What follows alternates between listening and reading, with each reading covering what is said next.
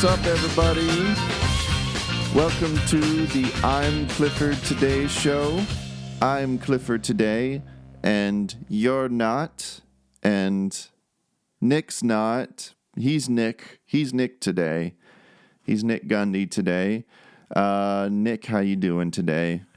I am very excited to talk about this episode. Yeah. I'm glad, because you'd never heard it before, right? No.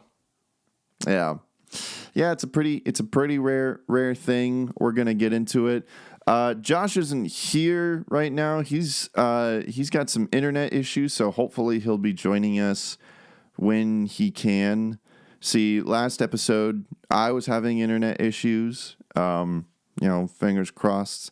But it seems that I have traded that curse with Josh today.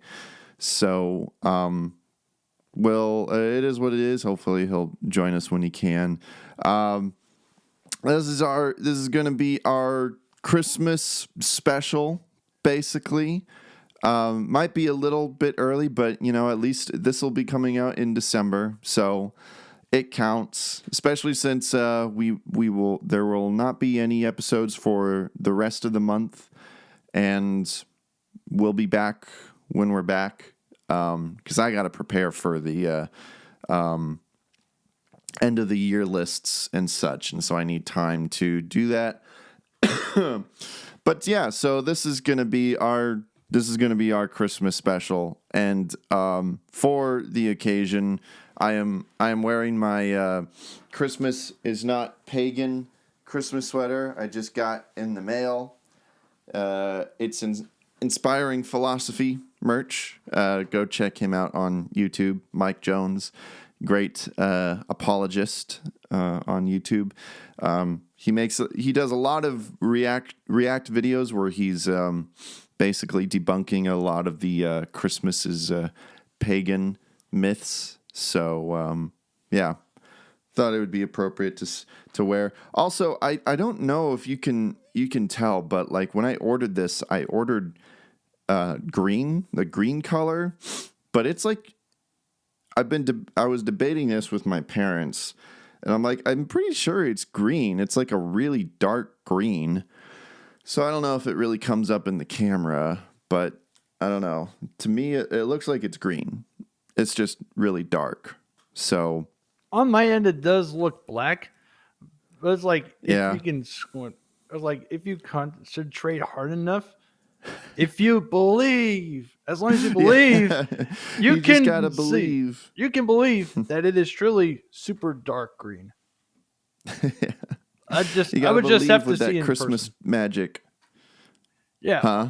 Yeah. All I need to do is yank Clifford out of the web camera so we can be together again and I can see it in person. Right. Yeah. Which we need to. Dude, yeah, I'm always down. Oh yeah.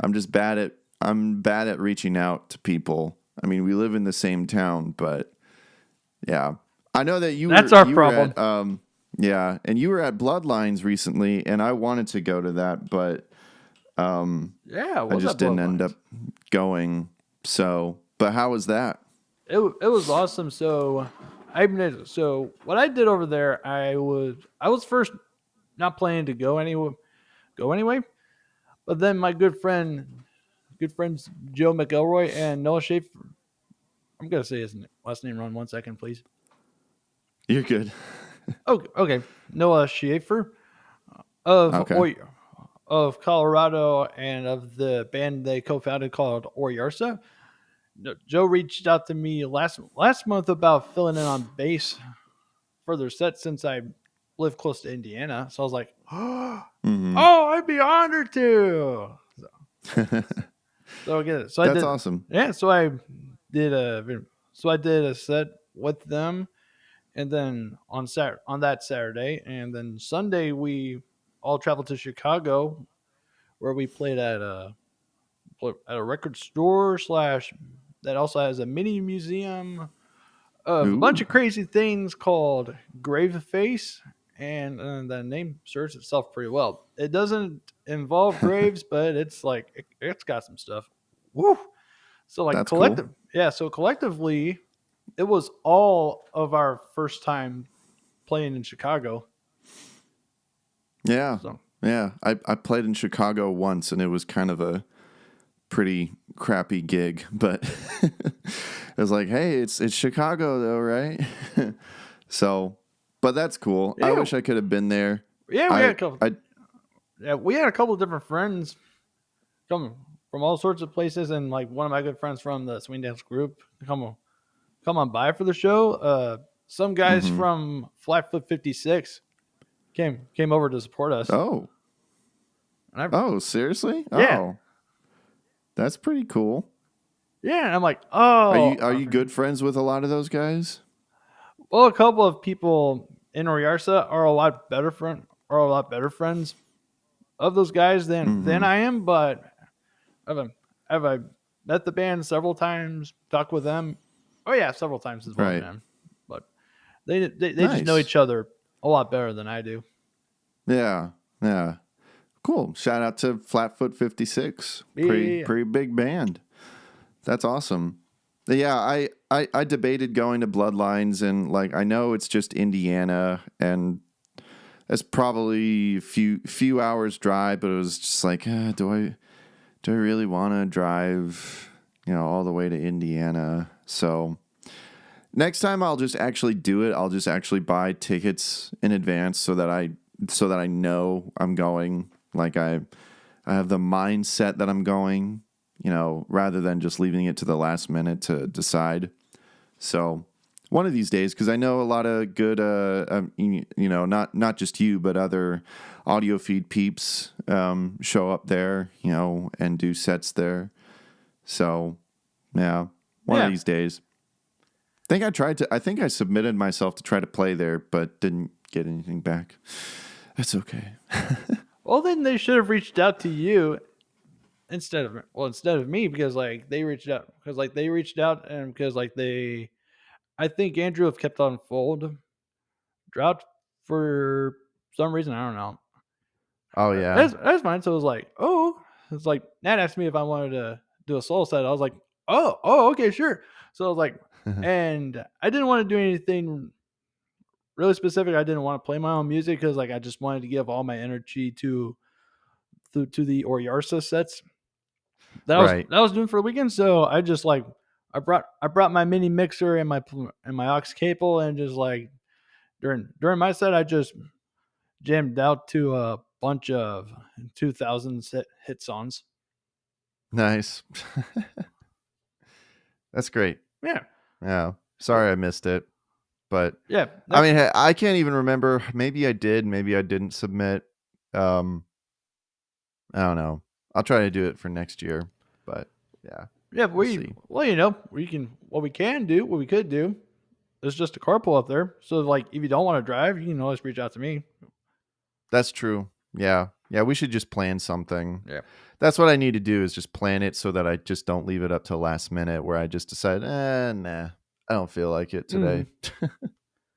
So, Yeah. anyways, next year for sure. Yeah. Um, If anybody is interested in seeing like a glimpse of my oh yeah, weekend with Oriarsa, I have last night as of Friday night I have posted two of the shows that I did for our sets in Indiana and Chicago on my YouTube channel, and a little vlog video of that weekend, just like showcasing all the antics that me and my friends have been up to during and after our nice. sets and all that stuff. Just like Yeah, going through the flow of the weekend. I saw you posted that. I didn't. That's cool. Yeah, I saw you posted that. I didn't get to watch it, but that's cool. Yeah, go check that out, and you'll get a taste of what it was like. Yeah. So I would So say, yes, I will say, and I told my dad this, and I don't remember if I told my mom this. So, mom, if you're listening, I'll tell you again if I haven't already that like I have had so much fun. I haven't had that much fun playing in a band since the Sherwood Forest days. So, like, nice. man, I did I see. miss I that. think I saw some clips on Instagram that you posted, and it did look like you were having a lot of fun. So that was cool. Yeah, thanks. Yeah. All Shout right. out. So, what, you going to shout out someone? Yeah. Well, yep. It's just like, yeah, we're just trying to stall as long as we can for Joshua.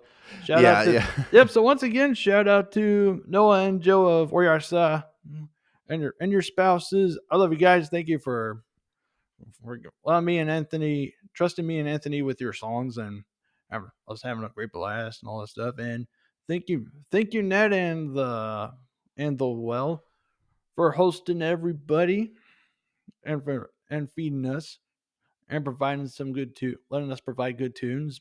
Yeah. So There you go. Cool.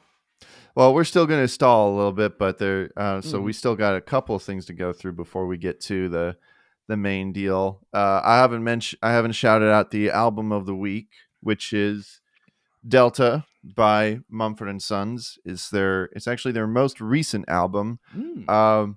Not It's not my absolute favorite from them, but it has a lot of great moments on there that are among my favorites. Especially the title track is one of my favorite songs from them. So it's really good. Not their best, but we'll see what the future of the band holds for them. Um, got Wait, some. What were you gonna say? Something? yeah. Wait a minute. What is this like the second episode in a row where you featured a Mumford and Sons album? Yeah, because I go through them alphabetically. Oh, okay. So we're in the Mumford and Sons streak right now. So Gotcha. it won't be well. I mean, it's gonna be done by the time that we're back. Yeah. Um, so I guess this will be the last of them that everyone will see because we'll be gone for a little while. So Aw. because yeah, I don't know. It's just kind of a weird thing that I do where I switch them out every week. At least I try to. I try to remember. And if I miss a week, I try to stay on track. So I skip a couple albums to make sure that I'm on track. I don't know. I'm weird like that. I got to do some things to keep me occupied. All right. Well, we've got a comment from the last episode. Um, Hopefully, you guys checked out and appreciated the last episode where we talked about the episode was finding common ground when we disagree, and we talked about um, John Cooper being on the Black Sheep podcast. And it was a fun conversation. And we got a comment from Eric Martinez. Says, I haven't seen all of this. Well, hopefully you go back and finish it. But I do find it funny how John Cooper is becoming kind of controversial in Christian music and rock music in general. My theory is that Skillet's new song, Unpopular, is his response to his haters. Could be. I don't know. I mean, he has been facing a lot of backlash just because he's been more outspoken about what he's believed. And so I don't know. And I guess just like things going on in society in general where opinions like that just don't seem to be that popular, um, pun unintended. Um, so, so yeah, it could be personal or it could just be a generalization. So we talked about the song before. Can't really say that I'm really a fan of it, but at the same time, uh, not really a big Skillet guy.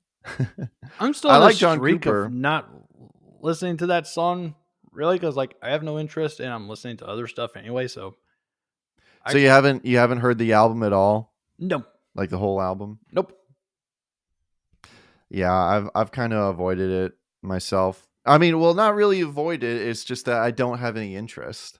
yeah. Like I haven't listened to a full Skillet album since uh probably Awake, honestly. I think that was the last one cuz I used to be a Skillet fan and then my music styles changed and I realized I just didn't really like Skillet's music that much anymore. So, yeah, sorry. No, we're not. I know everyone yeah, not really. I know everyone really loves Skillet and I know I've kind of been in the minority, but that's okay. We all have our opinions. So yeah. Yeah. But thanks, Eric Martinez, for that comment, and hopefully you went back and finished the whole episode, because I think just like that conversation in general that John Cooper had on the Black Sheep podcast was really cool, in my opinion. So Mm. yeah, I'm trying to think what else there is. Got Podwood Forecast. Check out the Podwood Forecast, which is a other podcast that I do with my friend Mitchell. We actually finally recorded a new episode. I just got to edit it and finish it, and Yes. so it's out there. I don't know why it took us. I mean, well, our lives were busy, and we just it just took us forever to get a episode together. So it's finally there, and I'm gonna be editing it. And so basically, what the topic is that we decided to do a top 10 list of.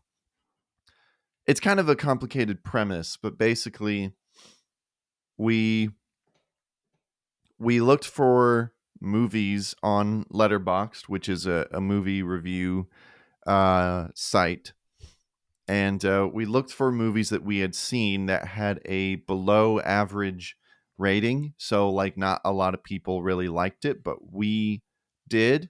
And so that's basically the premise of the list, is that we list our favorite films that not a lot of people like.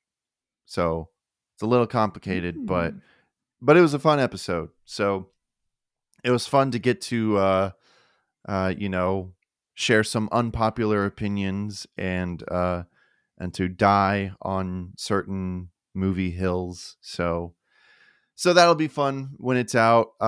It should be out, you know, at least before the end of the year. Hopefully in the next week or so. Um, Oh.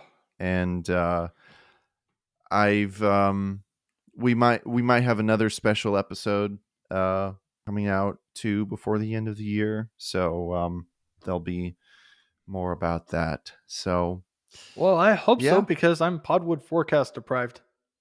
yeah, Because like sure, a lot of people are. I just took a look on the Spotify. I'm like, you guys haven't released anything since May, and I call that very sacrilegious.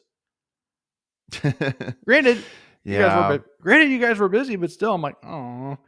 But have been listening to like the 4.5 hour long episode you guys did of your top films of all time Oh yeah. for you guys. Yeah, Okay.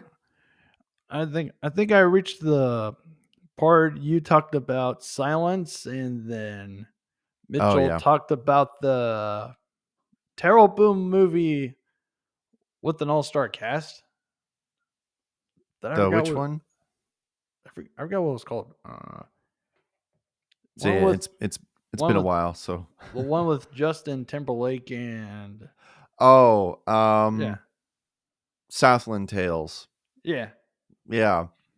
Yeah, speaking of unpopular movie takes, Mitchell really likes that movie. I still haven't seen it, but I know a lot of people don't like it. so, um, so yeah, that's very very nice. Yeah, yeah. The fun thing is that this episode that we just did is also very long. It's like, I think it's like 4 hours as well. So we're making up for not being around On that much behalf of the this year. listeners, thank you very much. Yes. You're welcome. So yeah, that'll be out when it's out. You can follow Podwood Forecast on all the platforms, all social media and such, and check that out. So yeah. Well, I don't think there's really anything else to say. We can, I guess, who knows if Josh is even going to get here at all. Maybe his internet issues are permanent. Um You want to do a so checkup just in case? yeah, maybe. Yeah. So, okay. So, what we're going to be talking about is a maybe a lot of people are coming to this episode and they know what it is, because they saw the thumbnail and they're like, "Oh my goodness, I remember that."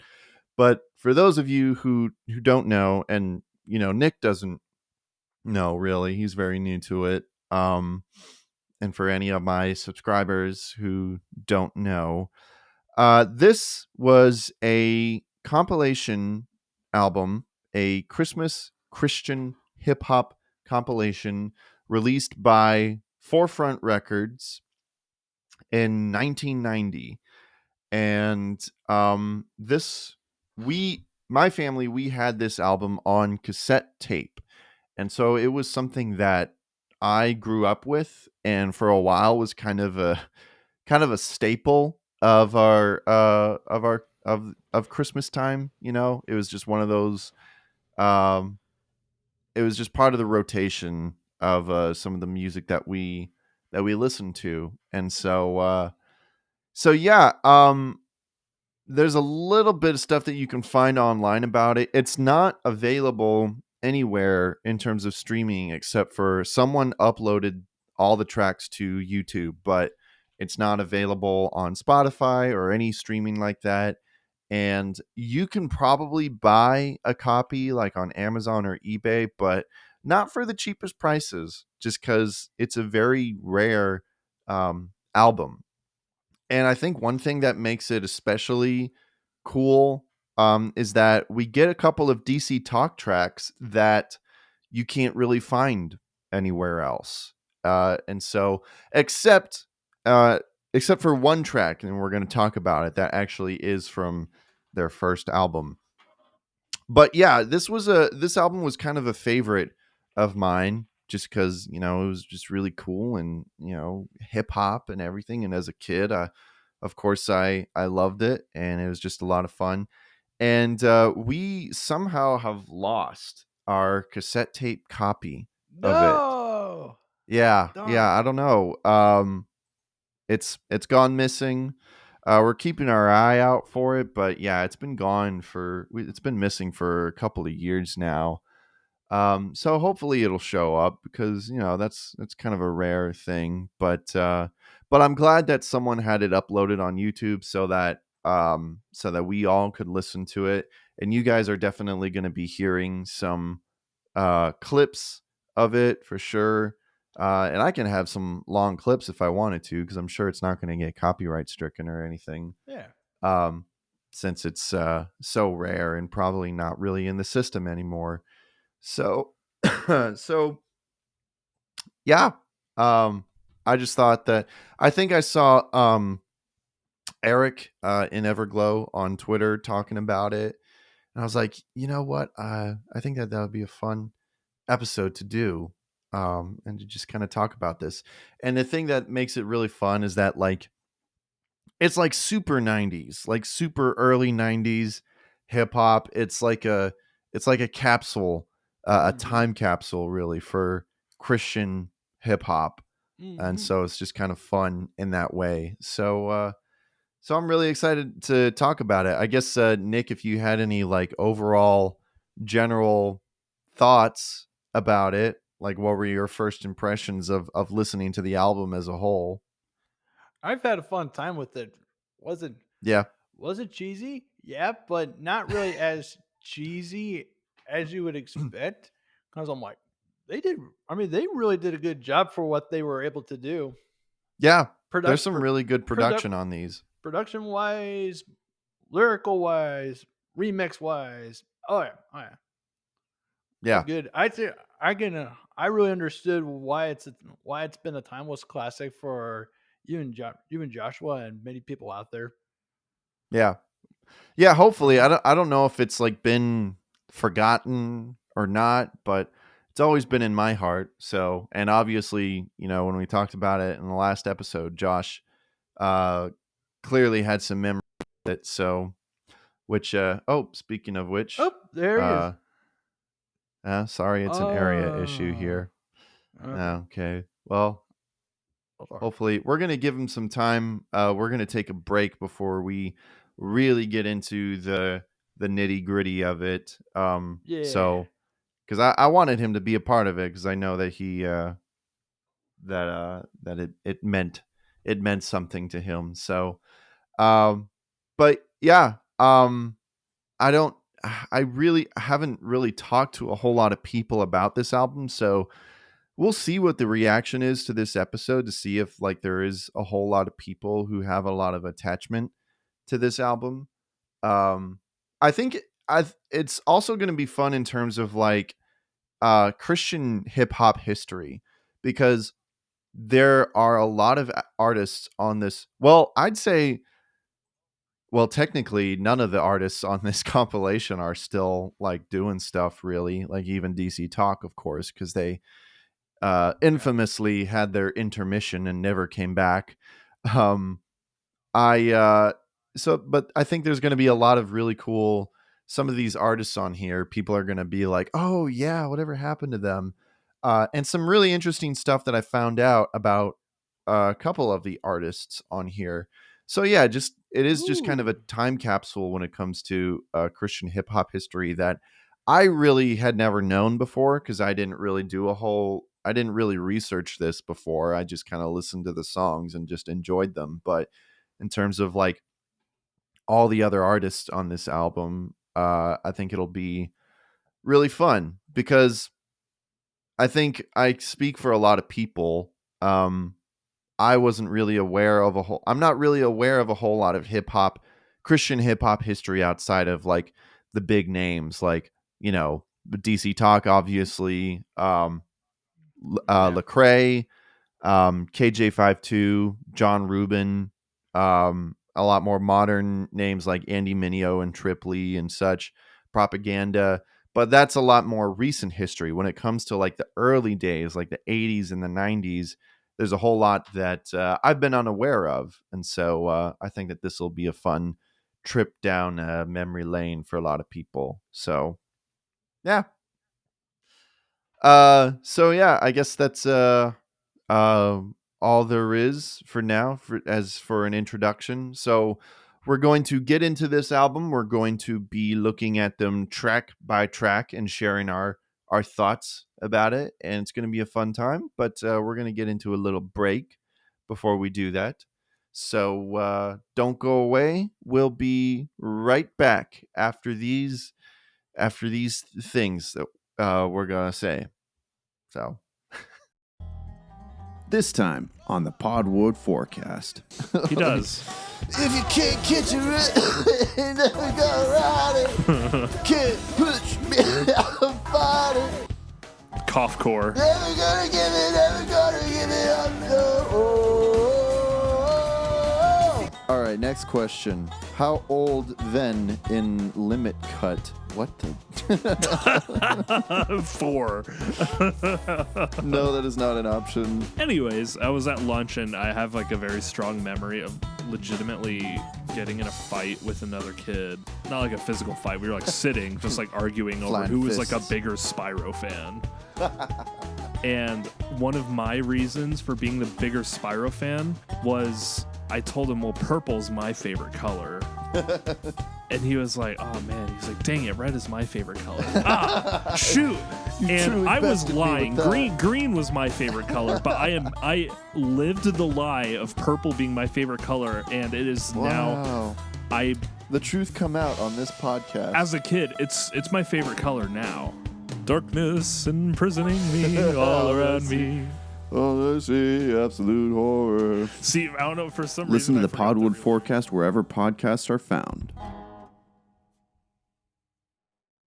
Guys, I just got done with a video call interview for the show, and I have to say that it was like the smoothest experience ever. Didn't have any issues or anything, and the video came out almost perfect.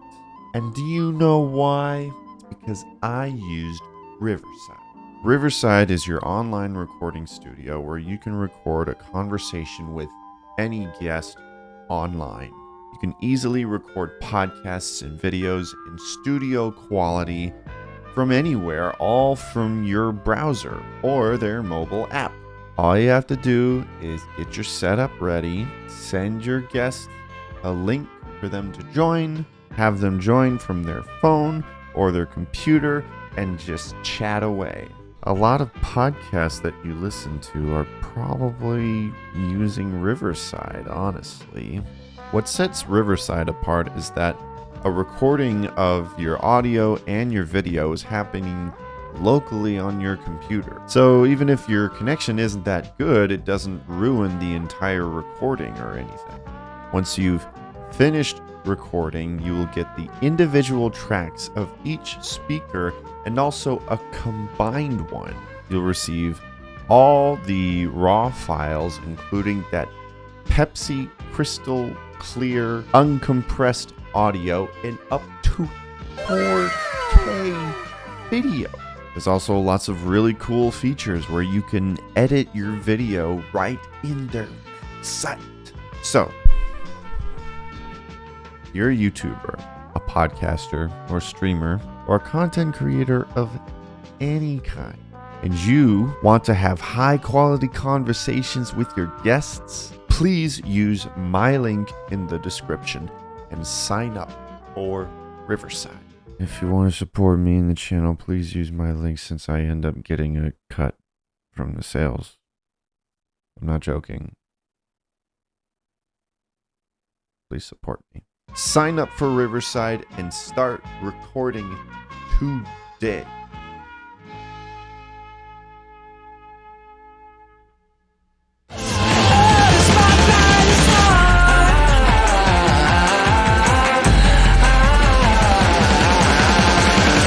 Hey guys, thanks for watching or listening to the I'm Clifford Today show.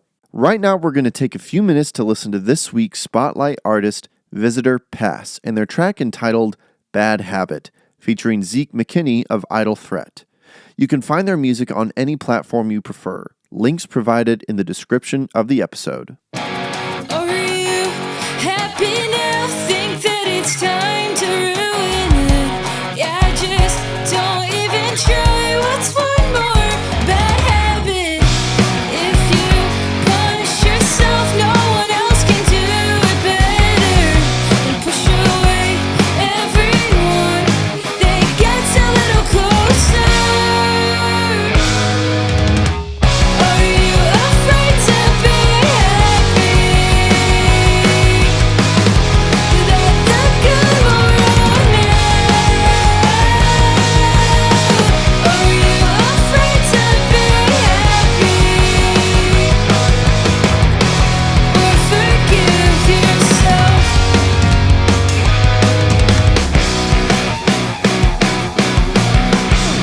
Lash out, make them hate you more than you already do.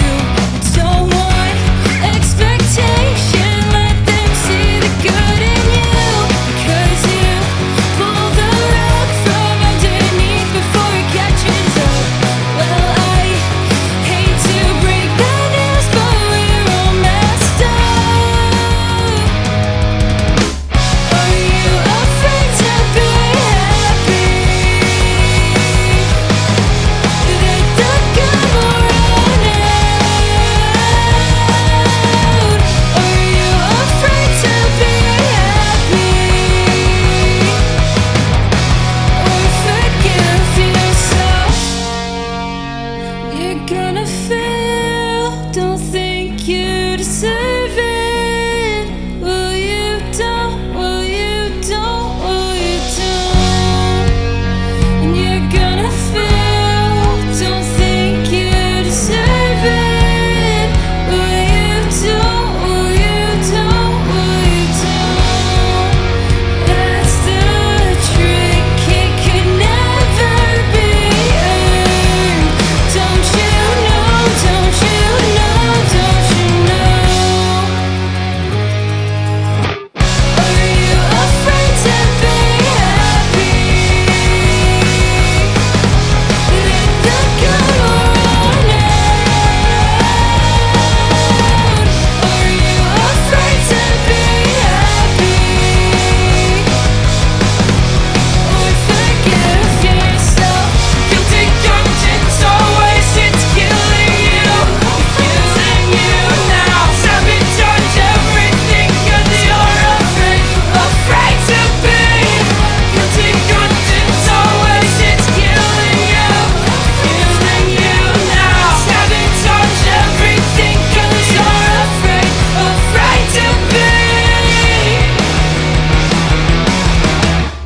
If you're a Christian artist and would like to hear your music in the Spotlight segment, go to the link in the description and fill out the form.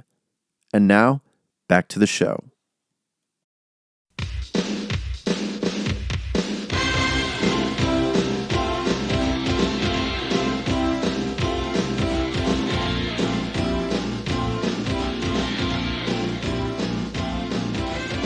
All right, well, we're back, everybody, and unfortunately, it's still us two. Your favorite co-host, Josh, is not. Well, I'm sure he's some of you guys' favorite co-host.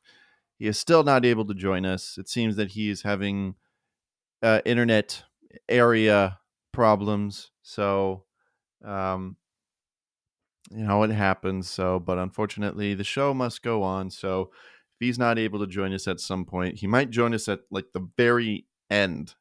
It's like, sorry, we finished the episode. So, but he will be missed if he never ends up joining us. But we have to get going. So, we're going to get right into it, right into the news, and talk about Yo Ho Ho. It's kind of funny because, like, when I hear that, I just think of pirates. Yo ho ho and a bottle of rum. Yep, 'Cause exactly. that's what my Google said too. Yeah. But it's supposed to be like a play on words, like ho ho ho, like yo, because that's what the rappers say, So no, this is not an album full of pirate shanties, unfortunately. But we should listen to some. It's winter, Yeah. so Should okay. find some Christian pirate shanties. That would be I didn't fun. say that. Well, it's a Christian music channel, so we got to find the Christian good version. point. Yeah. Anyways, so yeah, we talked all about the album. Let's get into it. One thing to say about this album is that it's pretty much almost a DC Talk album, because for some reason the record label just decided to give them a majority of the tracks. They've got 3 tracks on here. I mean, hey, not like I'm complaining or anything, but I wonder what some of the other artists thought. Is like, why did they get 3 and we only get 1? Technically, because one of the tracks on here is not, it was made for one of their other albums, so it's technically like 2 new tracks. But that is the first track, is a DC Talk track, and it is the title track, Yo Ho Ho. And yeah, and I think it's well deserving of the title track. It's an unbelievably awesome beat and instrumental. It's so much fun and incredibly catchy.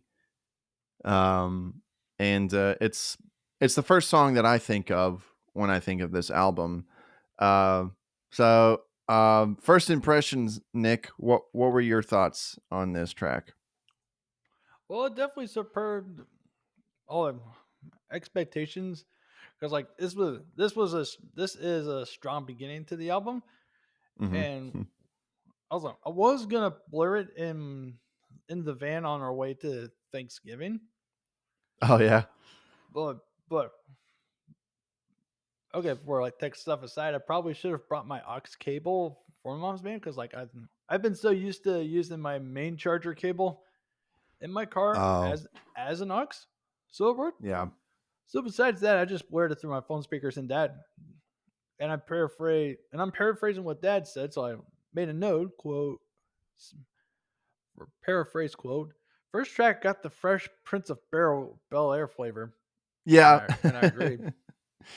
Yeah. I think that's what a lot of people who like don't regularly listen to a lot of like late 90s, late 80s, early 90s hip hop, that they're really their only context for hip hop is Fresh Prince of Bel Air. I mean, it's one of the most iconic TV show theme songs ever.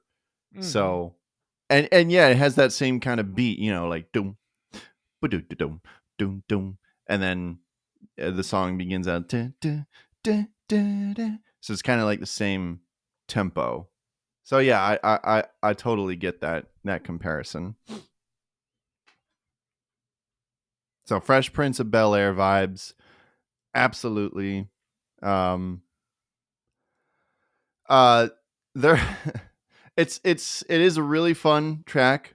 But I have to say, there's some questionable lines in the verses.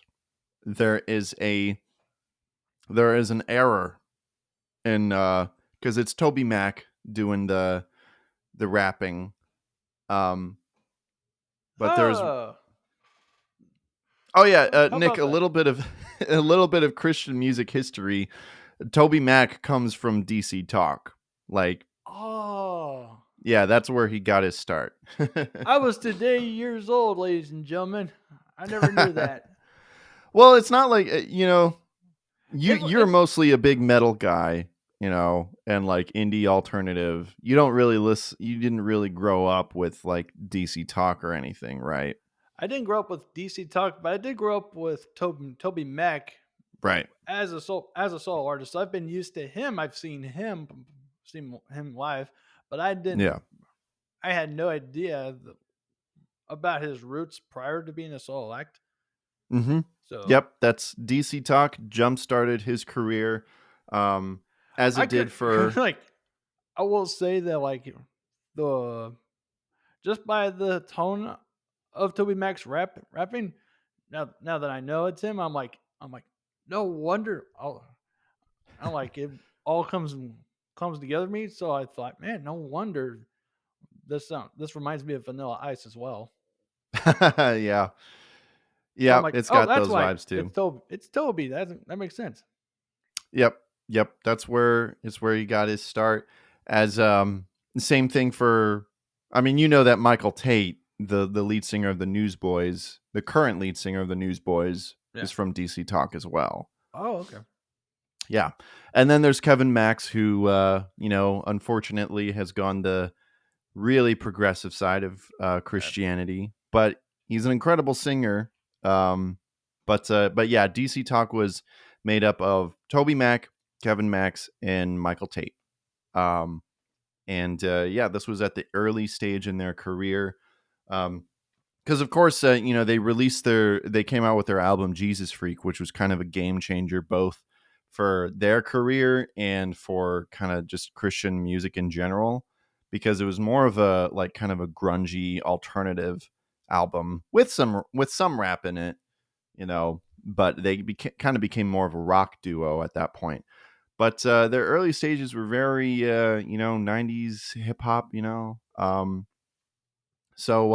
but yeah, the line that I had in question, that Toby spits out, is people were illin' all across the land. It was tax season and the king had a plan.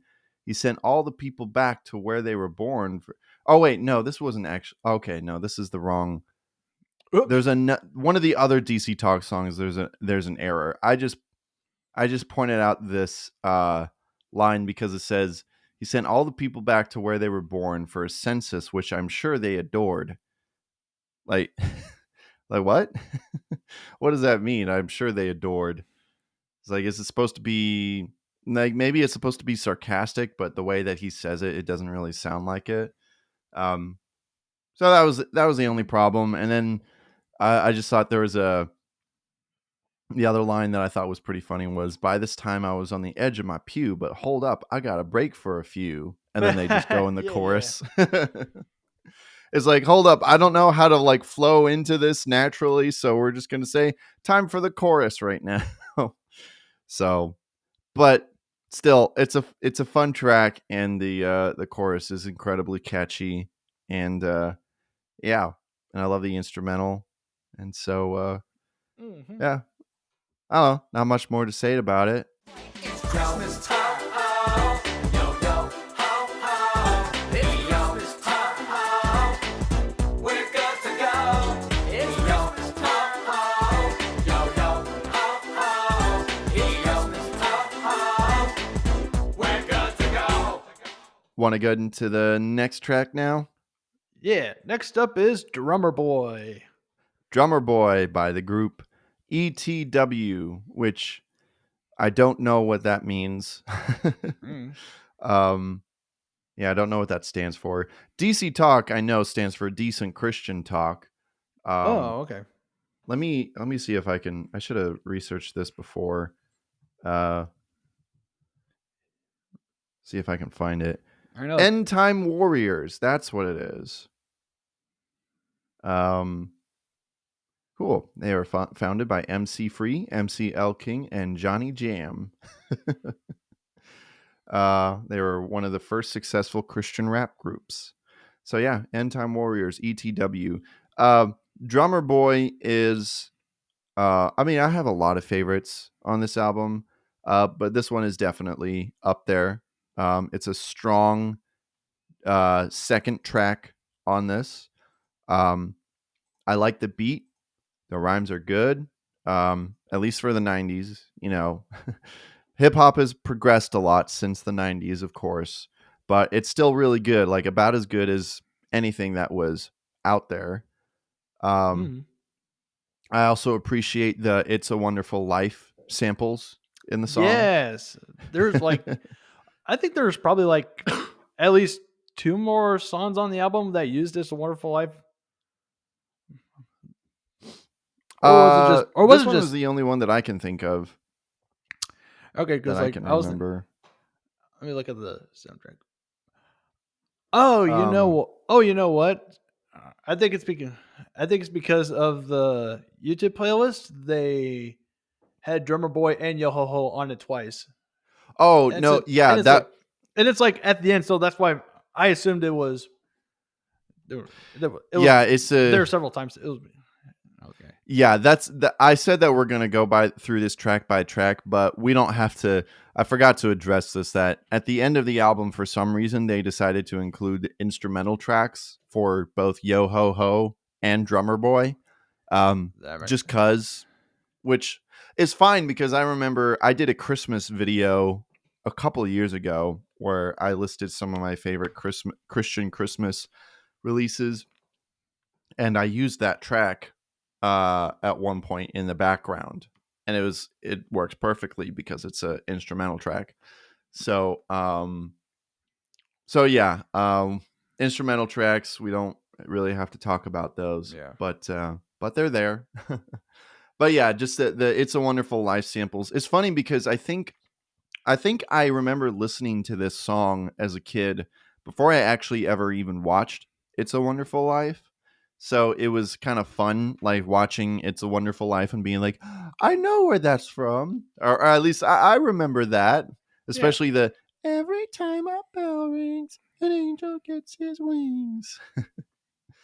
It's also funny because one of the guys in the group is like doing his best George Bailey impression too. He's going like, Mary, Mary. One more. It's funny. Yeah. But yeah, so that's fun. It's also funny because it's particularly in this track, like you mentioned Fresh Prince of Bel-Air. But Yeah. for me, when I hear this style of rapping, especially the kind of like back and forth between the guys, they do a good job at that. It's just like sharing verses and such. Mhm. This is going to be a throwback for some people, and it's kind of too bad because of the connotations that are attached to this, but this kind of rapping always makes me think of the Cosby Show, the with Mm. Theo and his friend Cockroach. Theo is, Cliff Huxtable's son, and Cockroach is his friend. And I remember there's this one episode where they do this. They like do this rap for a school presentation, and it's kind of basically just like that kind of rapping where they're like, like rapping, and then they're like sharing the verse and like, hey, look at this, and oh yeah. So I don't know, look up the Cosby Show Theo and Cockroach rap, and you'll find it, and you'll know what I'm talking about. But yeah, man, I'll never forgive Bill Cosby for ruining the Cosby Show for me. Because I loved that show growing up, and I haven't really been able to watch it ever since all the stuff with Bill Cosby, unfortunately. So, um, but yeah, Drummer Boy is a fun track. Drummer boy. Basically, just kind of going through the whole Drummer Boy song, which is funny because like Drummer Boy, the Little Drummer Boy isn't really my favorite Christmas song, really. Hot take. But this Jars is a of fun Clay track. made it good. Jars of Clay does have a really fun version of it. Jars of Clay really has a knack for like taking not great Christmas songs and making them better. They did Yeah. the same for Paul McCartney's Wonderful Christmas Time, which is kind of notorious for being one of the most hated Christmas songs ever. Really? But they do a great version of it, and they 'Cause make there's it like not an- annoying. Because there's like a 90s movie of, it was a 2D animated movie for Rudolph. And like for the first sleigh takeoff, they used Paul McCartney's Wonderful Christmas Time. Oh And yeah. like when I was younger, I thought that was an original tune in the movie, but Oh when I got older, that's when I learned this was Paul McCartney's song. So I was like, oh, so this was Paul. So I'm like, okay, this is still I still enjoy it. Hot take. I'm one of the few people that do enjoy that song. yeah. I mean, I mean, there's a good song in there, and obviously Jars of Clay I think pulled it out. It's just that it goes on and on. Like one thing sorry, I know we're talking about a completely different Christmas song, but I really like the synths in that song. I think they're really cool. I'm a big synth guy. But yeah, the song just kind of goes on and on. Like at first it's like, oh, this is good, but then it's like, all right, I'm not having a wonderful Christmas time anymore. But it's funny too because apparently I haven't seen this, but a friend told me like Paul McCartney said in an interview, he's like, "Oh, I was drunk when I wrote it." So what? so like, I'm not a big fan of it either. But yeah. Yeah. Anyway, so I guess that's Yep. Drummer So Boy. Mike Unless you had any additional thoughts. yeah, just like a good comment on the instrumental part, because like when you hear some of the keyboard doing its runs, for me, I'm like, oh yeah, it's in just like by the mode they were playing in. Mm-hmm. Right, it was like it then made me think, oh, it's Nintendo time, or Zelda Yeah. time, whichever one. I was like, oh yeah, I'm like, yeah. There's a lot of fun stuff happening in the instrumental, like especially like the piano parts, like it's so much fun. It's like they didn't have to go that hard, but they did. That's like my top comment for the overarching album. Like they go hard. Yeah. Yeah. They Yeah, just they don't go. do. They don't go hard like they used to. Hip hop, Yeah, specifically. yeah, it's true. There's some. Very there's some- rarely, yeah. I mean, if you look in the right places, probably still Yeah. do good. Man. Yeah. Yeah, I think when it comes to like old school hip hop like this, for a while it's kind of been disregarded as like, oh, it's like so old and cheesy, but like a lot of the hip hop, it's like had some really good production quality to it that I feel like people are finally starting to recognize now. So I especially recognize it in here. So it's just really cool to hear some Christian music from a time period that doesn't feel like that it was like a few steps behind, as Yeah. Christian music tends to be.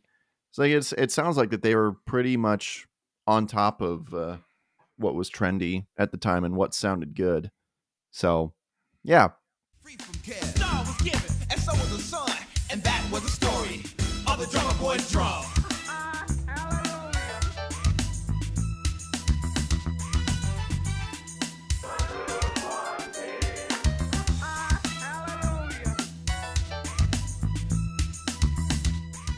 All right. Well, we can move on to the third track, and that third track is "Glory to God" by Stephen Wiley.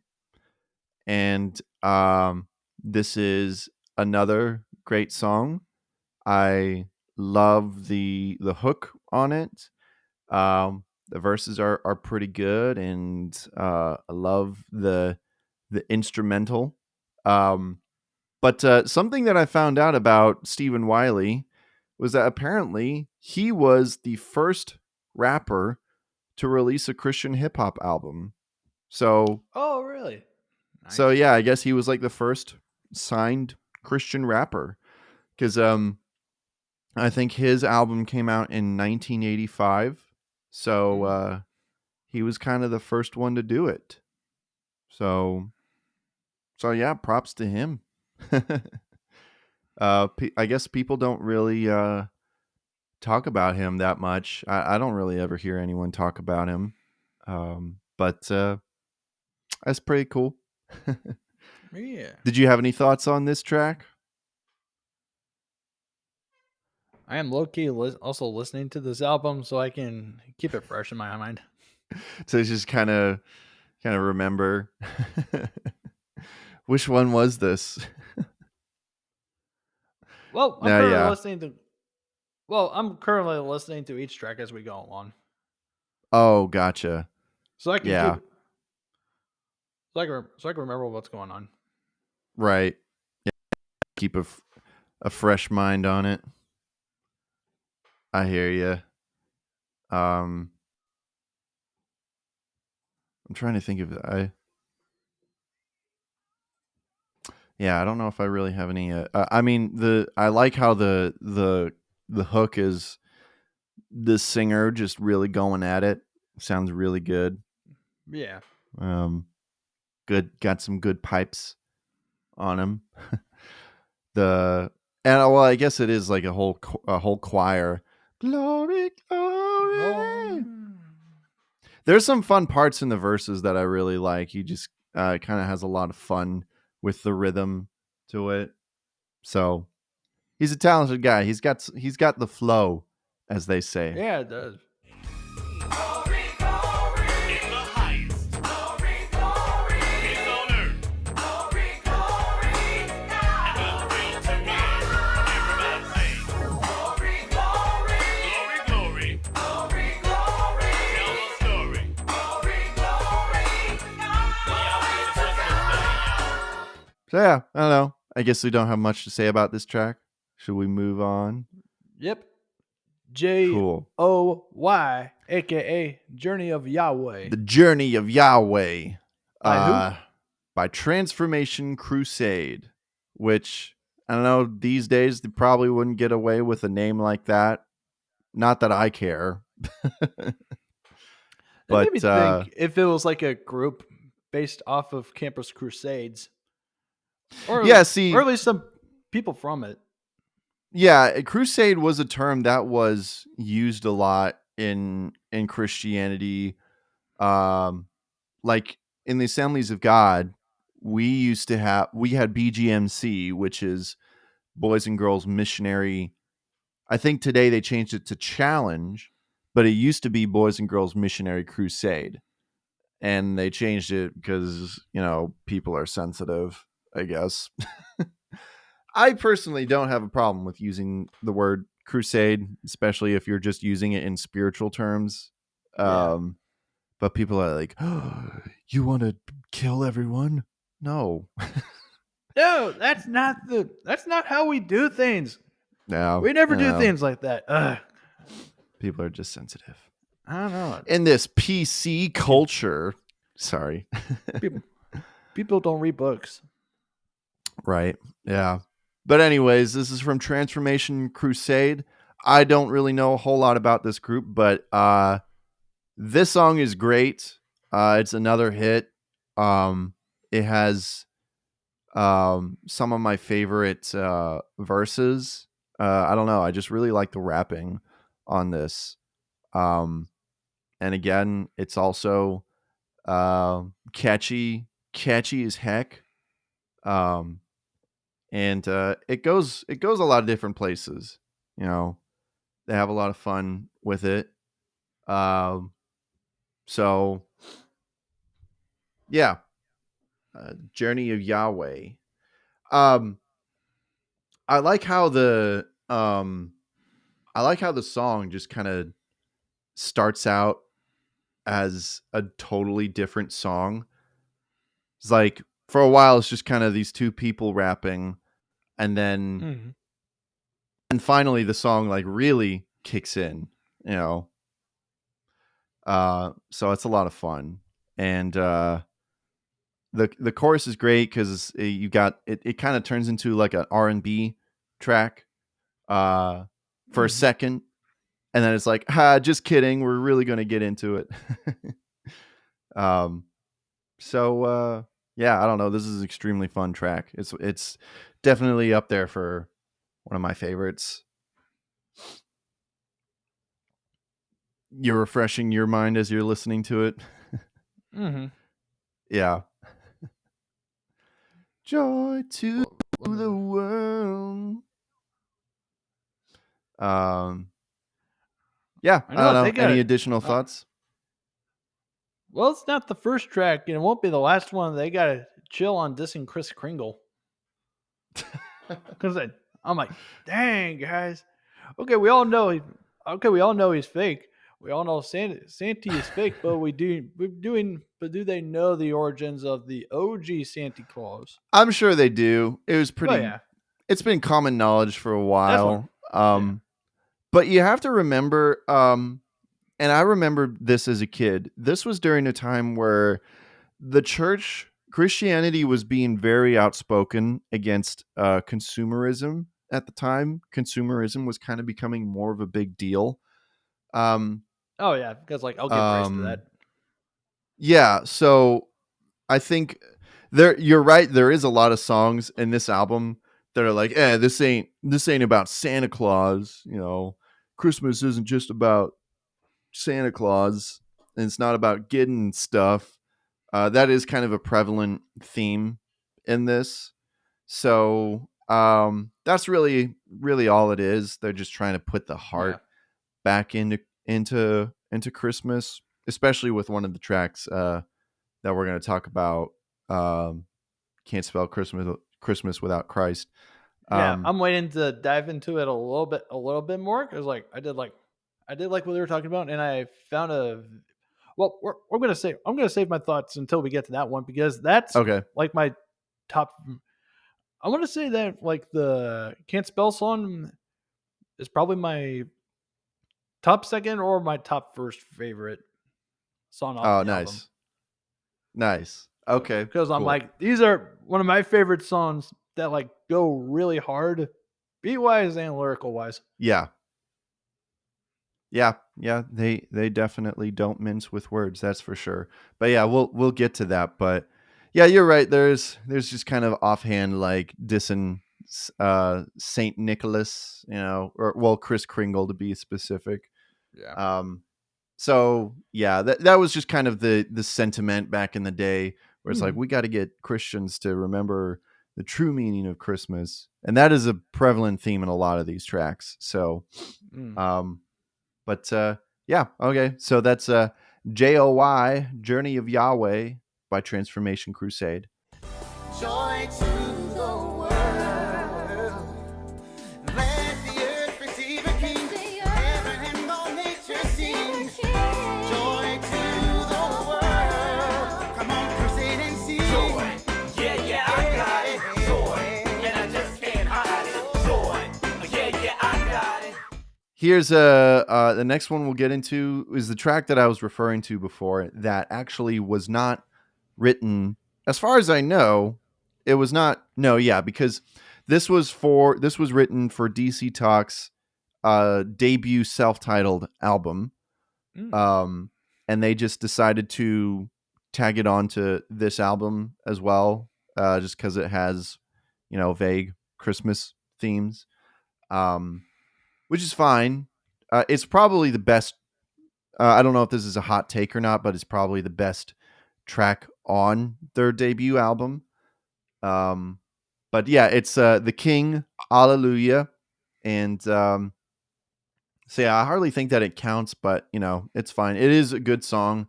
But this was the song that I was referring to that has it has a biblical and historical error in the lyrics that I didn't really even notice before until I was reading some of the comments. But there's a line in one of the verses where it says, John the Baptist prophesied a Messiah will rise. He'll be tried, crucified, ascend in the skies. Years later, in the city of Dave, a miracle of God gave a virgin a babe. Kings came from afar, followed a star to worship baby Jesus, who was born in a barn. So the timeline is just way off with that verse, saying that Yeah. John the Baptist Although, yeah. saying that John the Baptist prophesied the birth of Jesus. Well, not the birth of Jesus, but that a No. Messiah will come, and that's just incorrect. First of all, John the Baptist and Jesus were born around the same time. And he's And only when like, yeah, and St. John was only like 3 months older. yeah, I think, yeah. they literally communicated to each other through the wombs of their mother, and John flipped in his mother's womb. Yep, as Saint Elizabeth said, "Blessed art thou among women, and blessed is the fruit of thy womb. For who am I? Who am I that the mother of my Lord should come and visit me?" Yeah, it's a great moment. I really love that Oh yeah. moment in the story. But yeah, so I don't know what Toby Mac was smoking Yeah. when he wrote this, because I don't know, it's but just wrong. he was slightly right about the Dave part because Saint Joseph does come from the lineage of the prophet David. Oh yeah, that's Yeah, not the line that is in that's fine. question. Yeah. So that was right. Although it That is one funny. was right. Yeah, it is funny though, because I was looking up. I looked up these lyrics. This is one of the few songs that has a Genius article, and there's some annotations to it. And they're talking about the fact that Toby Mac decided to say the city of Dave. And they're like, what he means by that is Oh, the city of David, Bethlehem. I'm like, yeah, I think we got that. I think we know what Dave is short for, So I think it was funny how they decided to point that out. Like, oh, wow. I didn't know that. So, but other than that, it's a good song.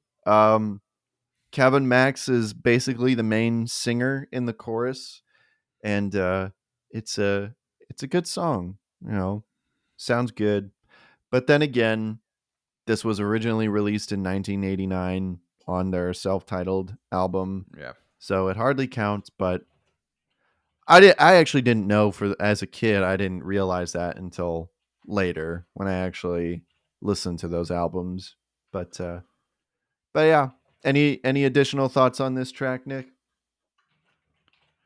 Well, you mentioned those parts, so that worked out. That's pretty much Yeah. it. Oh yeah, Did there that? is lack of bass. There is lack of bass in this song. Yeah, it's kind of a lot of guitar So and percussion, not a lot of bass.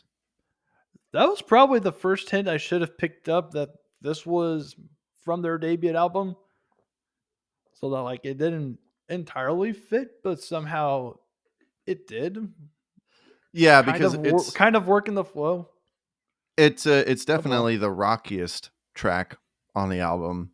It's got the most guitar, Yeah, but it it's could. still got a hip hop beat to it. Oh So yeah, well, it could have been fuller, yeah, it but definitely it kind of works. yeah, it definitely could use some more layers, but There's one it's MC group that like remixed and that like made a song and used worked over a loop to the uh-huh. intro riff to Jack and Diane. So I'm like, that's about nearly bass less. But it Huh. worked. It's a good exception. I forgot what they're called, like they're in the vinylism on the other side. Oh, That's for okay. another day. Sure. Yeah, I'm not familiar, but Yep. yeah, It as was long like as you one of can those make it work. Yeah, it was like one of those few finds that I found in Springfield's dumb record store. Like one of the Nice. either that or Waiting Room Records in our town. Oh yeah. Shout out to Waiting Room Records. Great Mm-hmm. record store. Mm-hmm. All right. Well, Oh, that's there the King. Allelujah. Hallelujah. Christ is the King. Hallelujah. Let the praises ring. We'll move on to what we were already talking about for a second.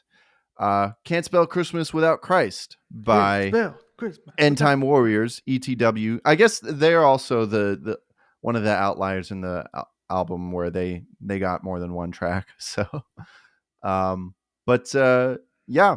So Can't Spell Christmas Without Christ. Fun song, if a bit cheesy. I mean, a lot of these tracks already are, but this was written when the whole Xmas thing was a thing, which admittedly, I did always think that was weird.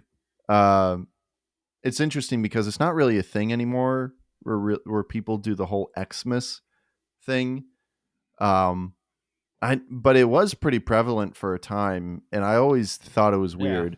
It's like it kind of does seem like that you're trying to take the Christ out of Christmas. It's like no wonder everyone's up in arms about the war over Christmas. But yeah, so the whole song basically tells this very believable story about how the whole group was at the mall and they start protesting over seeing the word Xmas. They start rapping in front of everyone. The manager comes and yells at them, and they just say the same thing to him, and everyone claps. It's a bit goofy, but I agree with the sentiment, and I think the deeper meaning is that Christ should be at the center of why we celebrate Christmas. Um, Although there's one line where it almost seems like they're advocating for destruction of personal property because they say, if you see an X, just pull it down. Come on, let's spell it right. But I don't know if Yep, if there I it should is. take it seriously. E.T.W, very good night. Yeah. Yeah. Have a Merry Christmas and to all a very good night. So you heard it here from End Time Warriors. If you see an Xmas, just tear it down. No matter where it's at, just start a riot. We don't see that. We don't see Xmas around a lot these days, really. Yeah, that's what I was saying. So I guess this song worked. The new Xmas is Happy Holidays. That's true. Yeah. Yeah, rather than taking the Christ, they're just taking the whole Christmas out. They're trying. I mean, they try to. Yeah. It ain't gonna work Yeah, no. because people like trying to Christmas too cluster much. together all the. I mean, it's good to respect like there's like clusters of holidays simultaneously happening Yeah, in December, but like feels like for me and Clifford, those aren't our main focus. right. Right. Yeah. And Or- the whole happy holidays thing, that goes like way back to there's like an old Bing Crosby and Fred Astaire movie called Holiday Inn. That's where the song Yeah. Happy Holidays comes from. Oh, okay. So like Happy Holidays has always been a thing, but it is kind of recently where it seems like people are trying to say that instead of having to say Merry Christmas. Mm-hmm. So I don't know. I don't really want to get into the whole war on Christmas kind of thing, but I think the thing is that we need End Time Warriors to come back and to write a new song. Call it "You Can't Spell Christmas Without Christmas."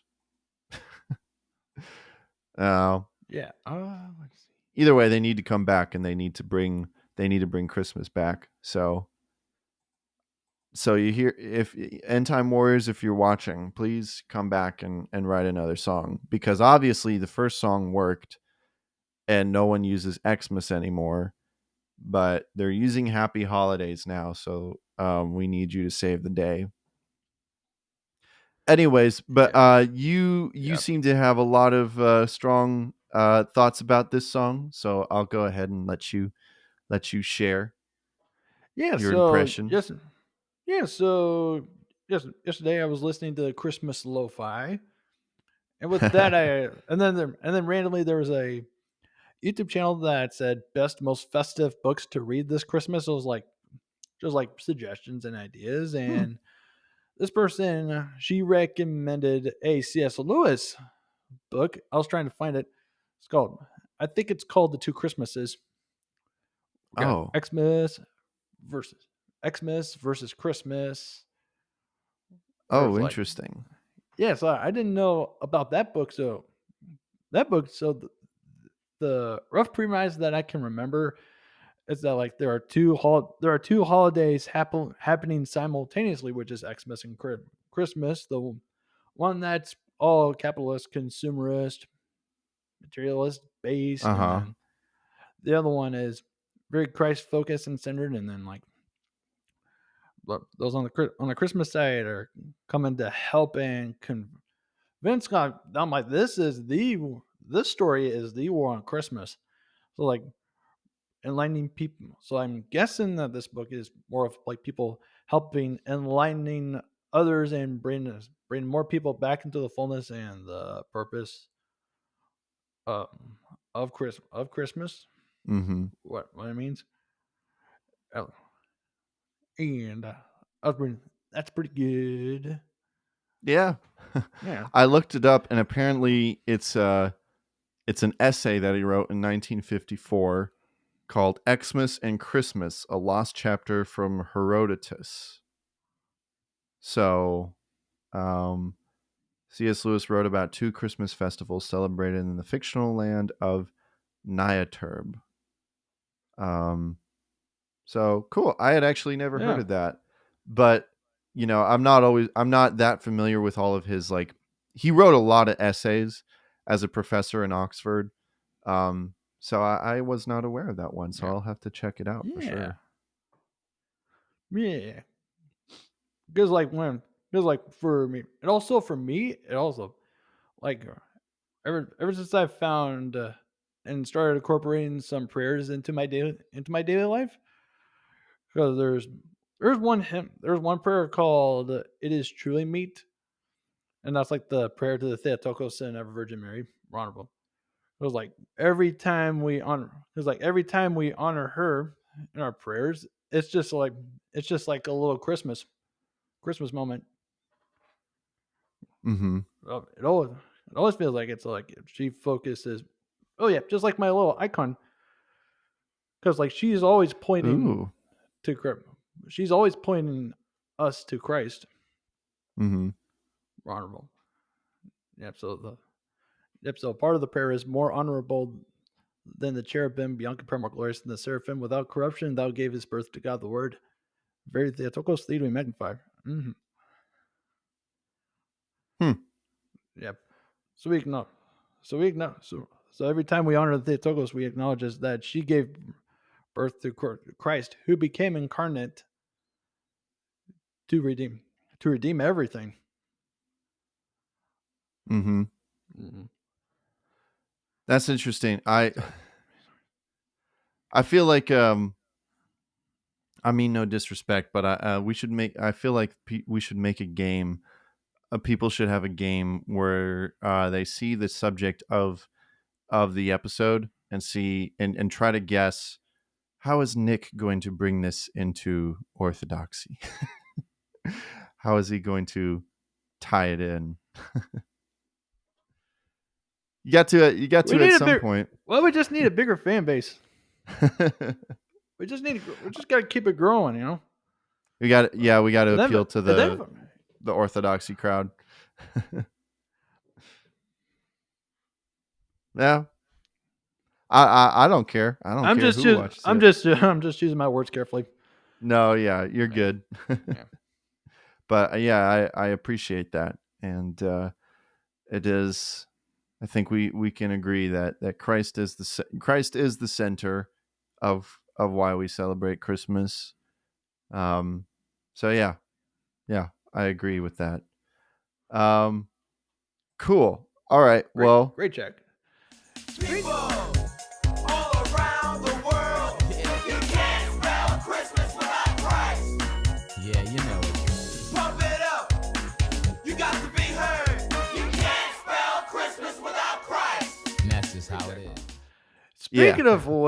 Speaking of which, guess what the next album is called? Reason for the Season. Like we just talked Yeah. about it. Maybe we should go ahead and skip this song. Nah. Let's go ahead No, and talk about it. no. Who's this one by? DC Talk, of course. Yeah. And this is I mean, I know I've said a lot of these tracks are my favorites. This I don't know. Sometimes I think that this song is my favorite from the album. Cuz the chorus is so good. Um it also might have to do with the fact that Michael Tate gets a bit more time to shine. The other previous DC Talk songs, a lot of it is like very dominated by Toby Mac. Um and then the Kevin gets a little bit more time to shine in The King, but this one it's both Michael and Kevin, and they get more time to sing, which I like because I think both Kevin and Michael have great singing voices. I've always thought that. The monkey sounds are a bit much. Oh, I forgot about the monkeys. Yeah, where they're like going, I was like, all right. Like, I know this song has a bit more of a reggae sound, kind of, but that doesn't mean that you have to lean that much into it. It's like, I feel like that the monkey sounds were a bit of an afterthought. They're like, hey, this song kind of sounds like kind of jungly. Let's put some monkey sounds in it. It's like, all right, kind of made this song a little less serious than I probably should. But overall, I mean the steel drums were pretty sufficient enough. yeah, I thought that it was, and the guitars as well. Just really cool vibe. I think it's really fun, and it makes the track stand out. But yeah, I just think that the chorus just brings everything together for this song. There is a reason for the season. Yeah, Jesus is. Yeah. Anyways, it's I think for this one, if Yo Ho Ho wasn't the introductory song, or if it didn't exist, this would probably be a nice introduction to it as well. I mean, yeah. This one would work good for a play production. Oh to yeah, get it started, or be a good midway point before intermission. I can see it in like a kid's Christmas play, and all of a sudden they bring palm trees out on the stage, and they're all like wearing sunglasses, going like, "Hey, hey, man." I can totally, And I find it as someone who's a part of a lot of Christmas plays, I can totally see that happening. I've probably done like maybe 2 in my life. Well, my mom, when my dad was a pastor, when we pastored growing up, my mom was usually the one who was directing the Christmas plays, and so yeah, basically every church that we were at, she directed the Christmas play, and I was in those ever since I was a kid. There was a baby actually, because there was a couple where I played baby Jesus. Well, I guess to be more exact, toddler Jesus, because there's this one play. Sorry, it's a little bit of a story time for you guys. There's this one play that we did quite a few times at different churches called Christmas in Egypt, and it basically tells the story of Mary and Joseph when they flee to Egypt and had to spend a little time there. So it's basically like what did it look like when they celebrated Jesus' birthday in Egypt? And so it's kind of a whole story there. And I played, because Jesus is not really a baby anymore; he's more of a toddler. So as a toddler, and we even have VHS footage of that somewhere. I should try to find a way to transfer that digitally to show people, because some of it is kind of funny. I was trying to My figure that sister out for one of plays- my VHS tapes. Oh yeah. I've got something where I can attach to my VCR. That's what I did for the the audio adrenaline video stream that I did. So I'll have to find those tapes because my sister Naomi, she plays Mary and she's holding me, and there are times where I'm basically like trying to pull away from her. It's like, no, I don't want to be here. So I don't know, maybe sometime in the future. I don't know. Any other thoughts? Reason for the season? I think that There's pretty lack much of bongos. covers it. Otherwise, Yeah, this would have been where a are the faithful bongos, reggae DC Talk? song. Man. Yeah. Well, see, like Oh, I well. was fine with it, like not going like too far reggae, you know. But then they do the whole monkey sound, so I'm like, oh, I guess they Then it might was as well too have far. done the bongos. Yeah, might as well have had some congas. Kind of reminds me of like Donkey Kong Country, sort of. He said congas. It's like, It should, because like audibly hearing everyone da da da conga ba, ba, da da da da da conga. right? Yeah. Oh well, maybe they'll do it in the remastered version, the reimagined version. Yeah, They need like, to. They just oh, need to man, re-release this I'm album. spitballing so many ideas for this play, man. Yeah, so it's like, yeah. so Got like some more. reach the end. Yeah, so like think about this. Like for the kids play, they reach the near end of the song. There is a reason for the season, and then they just like slowly started doing a big conga line, like it goes all around like a big caterpillar. It's like conga, Yeah.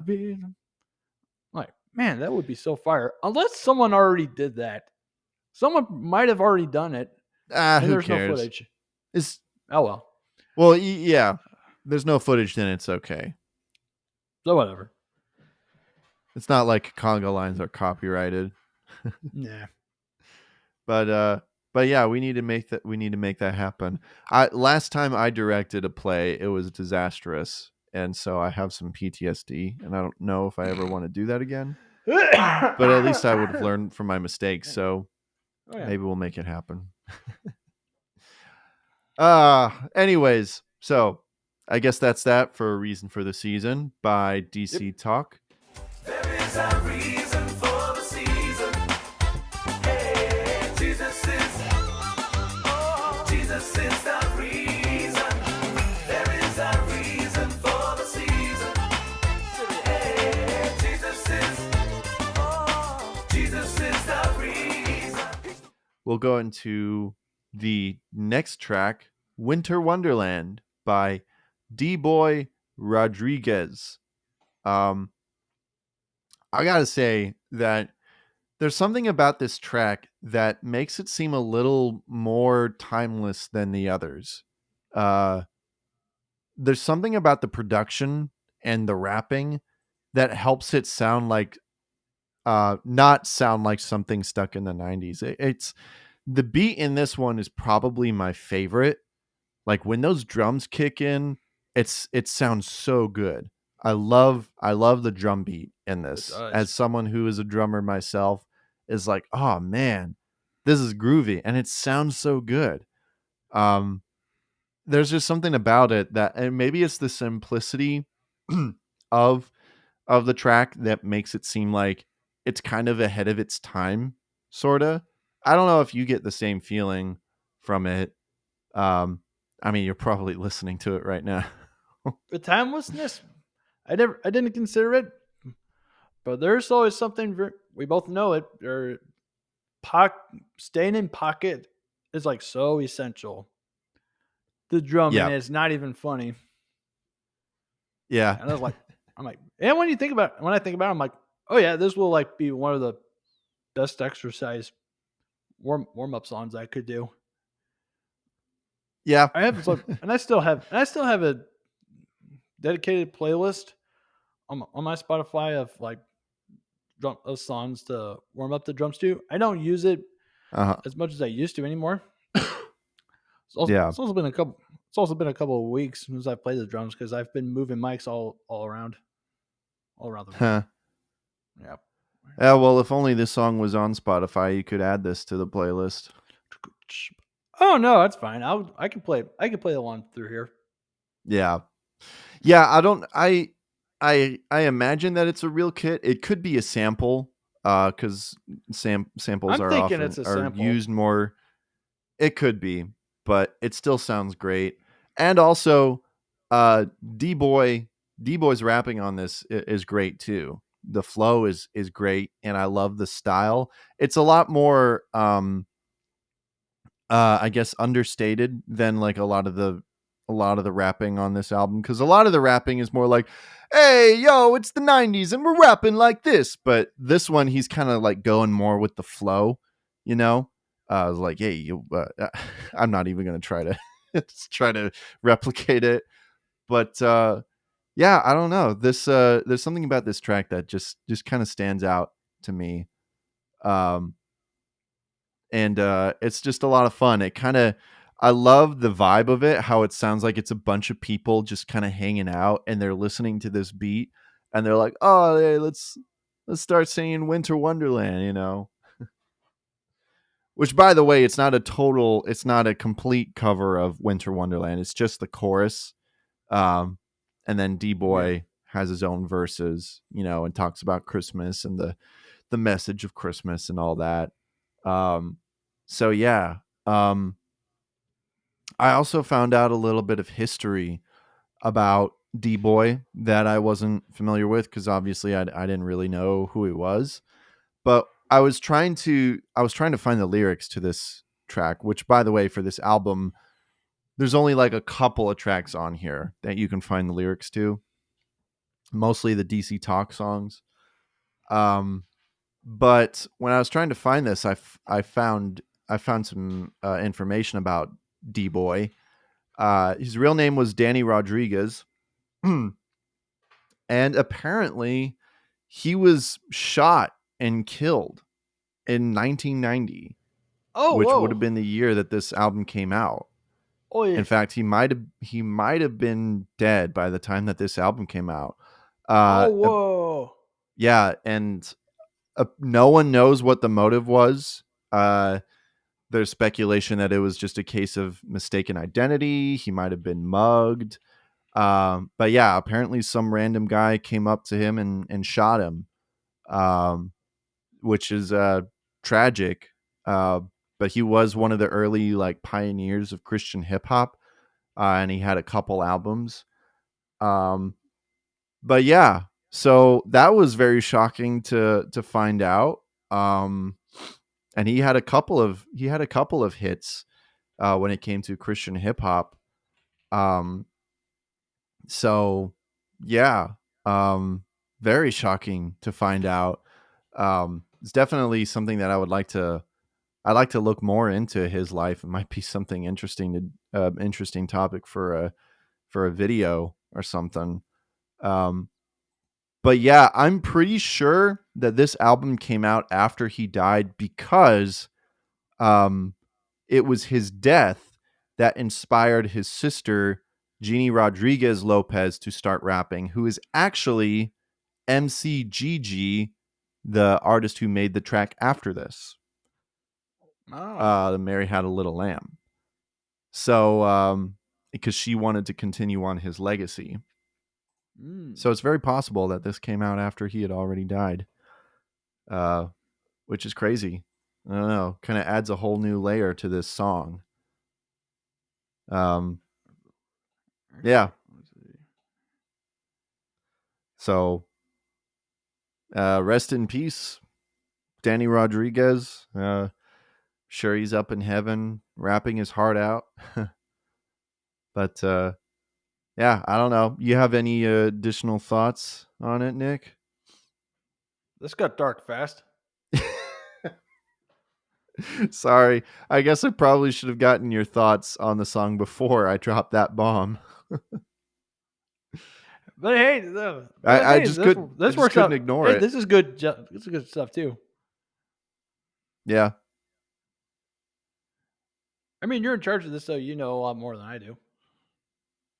That's basically the majority of what I know, really. Man, It's just the fact that he was shot and they don't really know why. Um, he was just out one day and some guy just shot him And I'm not even sure if they actually got the guy who did it. I don't even know. But yeah, it's tragic. Very tragic. But it's also cool because his sister, MCGG, she became uh, the first signed female Christian rapper. Mm. Um, so yeah, that's basically all I really know. Um, when he died, I guess there was like a tribute album made that even I think Vanilla Ice uh, knew him, and so he was a part of that. So yeah, I don't know. That's something that I'd like to look more into about his life. Because obviously, just from judging this track alone, he was a very talented guy. So yeah. Hmm. Yeah, this episode has gotten dark all of a sudden. Say something, Nick.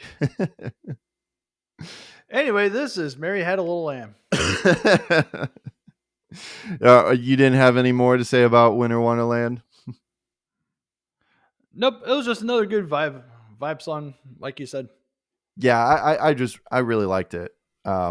Just coming back to it, I don't think I really appreciated it as much as a kid, but I guess as I'm older, like as a musician and someone who's like produced music, it's like, yeah, that sounds really good. So yeah. What you trying to tell us? Solid night? Not with me and the fellas. We never sang this song in my neighborhood. Yo, man, I don't know the words to this one, man. We never sang this in my neighborhood. Come on. We gonna try. I'm gonna tell you the truth about Christmas, man, so check this out. But yeah, his sister MCGG has a track on here, and I have to say, this is unfortunately, especially after this whole story, this whole sob story that we've said, this is probably my least favorite track on here. I have to agree with it. Uh, the song is it's instrumentally, it's kind of boring to me, and her rapping is also kind of boring. It sounds more like she's reciting poetry to a beat rather than rapping, especially since like the first line is like literally from a nursery rhyme, like Mary had a little lamb, his fleece was white as wool, or whatever the line is. And that's kind of the whole cadence throughout the whole song. So it's kind of boring.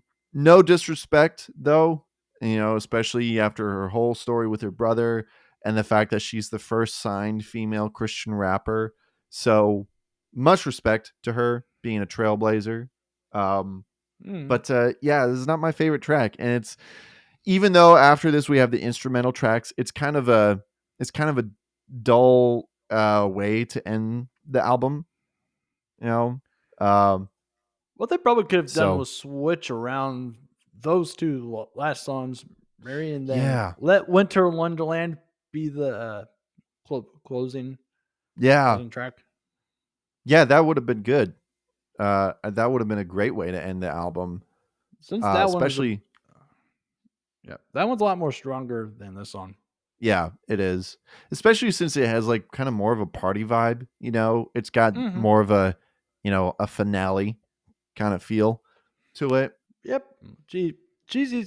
That's probably the most cheesiest song and has the most cheesiest lyrics. Yeah, I mean, I don't know about most cheesiest. I mean, there's some songs on here that are cheesy, but at least they're fun.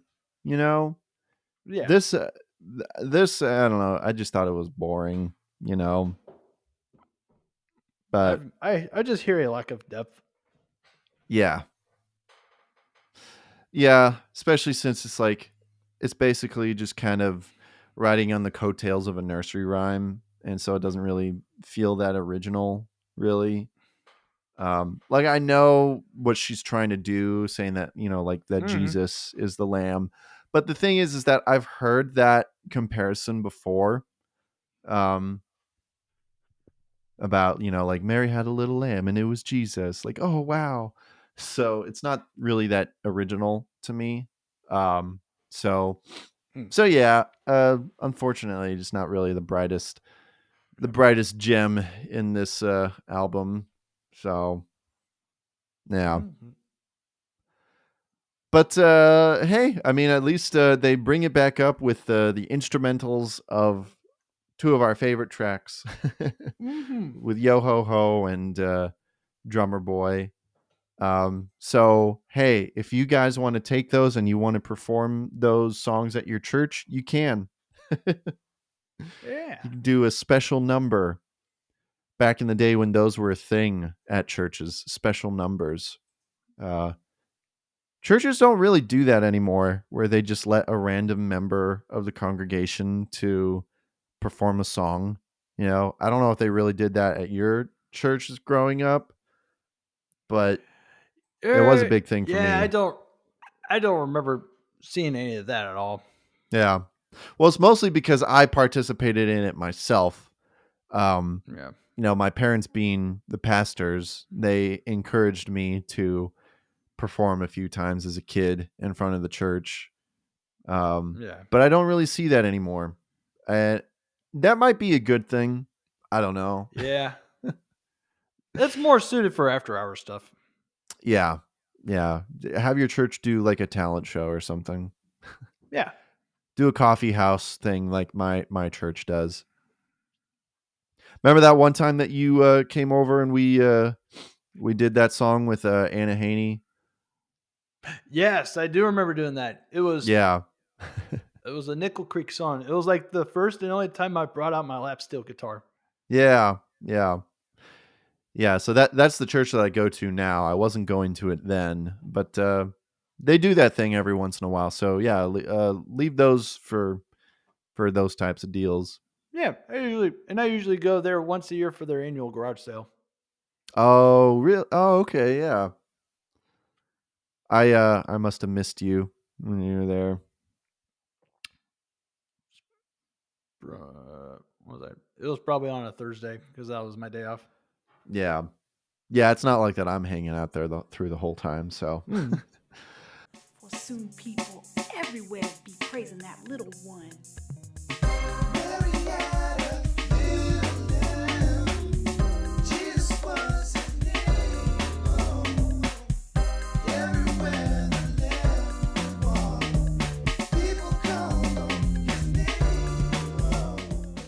anyways, so yeah, I guess that's Yo Ho Ho.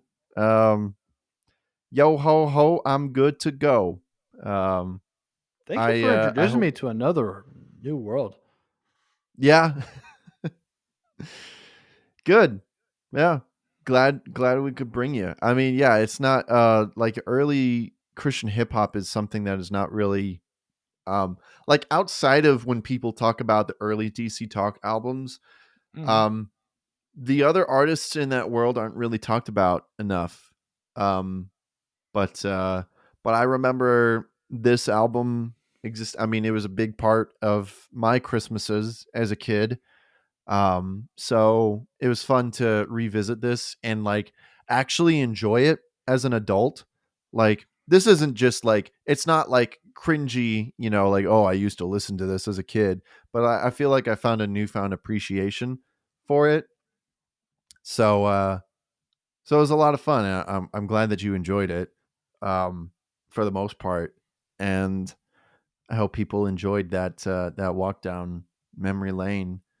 um, Let us know in the comments your memories with this album and what were some of your favorite tracks and who are some of your favorite hip hop artists from back in the day. Like that is also like just still a world that I'm not as familiar with.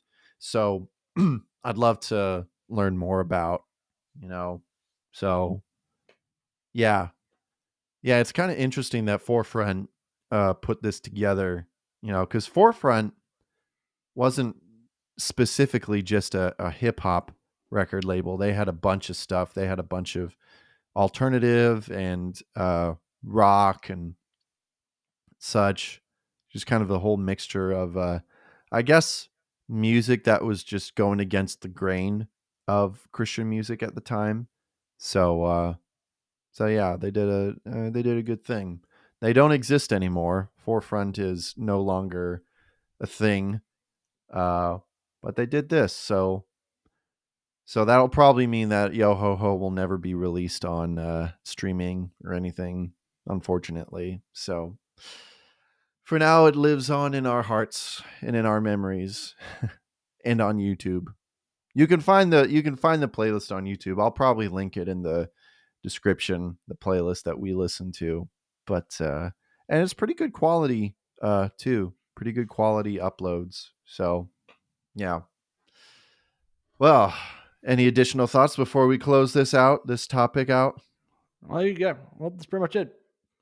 Cool. All right. Well, sorry that Josh couldn't join us. I'm sure he probably would have had a lot of insight on it. I know he's very big into like gospel and R&B. He probably knows a lot about Christian hip hop as well. So, oh well, that's too bad. All right. So, that's that. And we're now going to get into my humble opinion and talk about some recent music that was released. We're going to be talking about the new release from Me Without You. No one was expecting this, but we've got a Whoa. live album from Me Without You, Volume 1. So that means that there's going to be another one on the way. So we're going to be talking about that.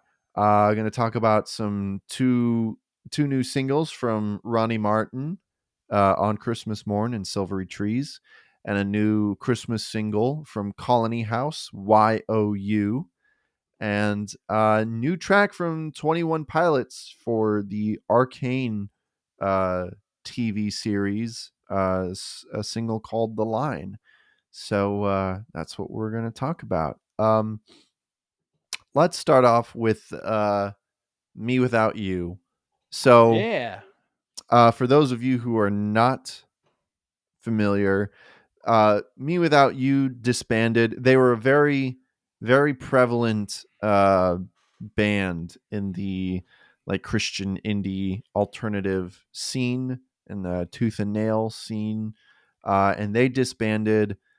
What was it, back in 2018? I think probably like 5 years ago. And their last album was Untitled, but they decided to drop this, which is a live recording Oh of. no, they stopped in 2022. Okay. So, my bad. Their last album was released in 2018, and they were going to disband earlier than that, but because of COVID and such, it was delayed. They wanted to have a whole farewell tour and everything, but it was delayed until after COVID, and they finally got back together and they did their farewell tours. And then they finally officially disbanded. So it just feels like that it's been longer than that because Untitled was so long ago. So yeah, and I never got to catch their final tours. Mitchell did. Mitchell is our local number one Me Without You fan. You can hear him gush about him all the time on Podwood Forecast. I haven't talked to him about this album, but I'm sure that he loves it.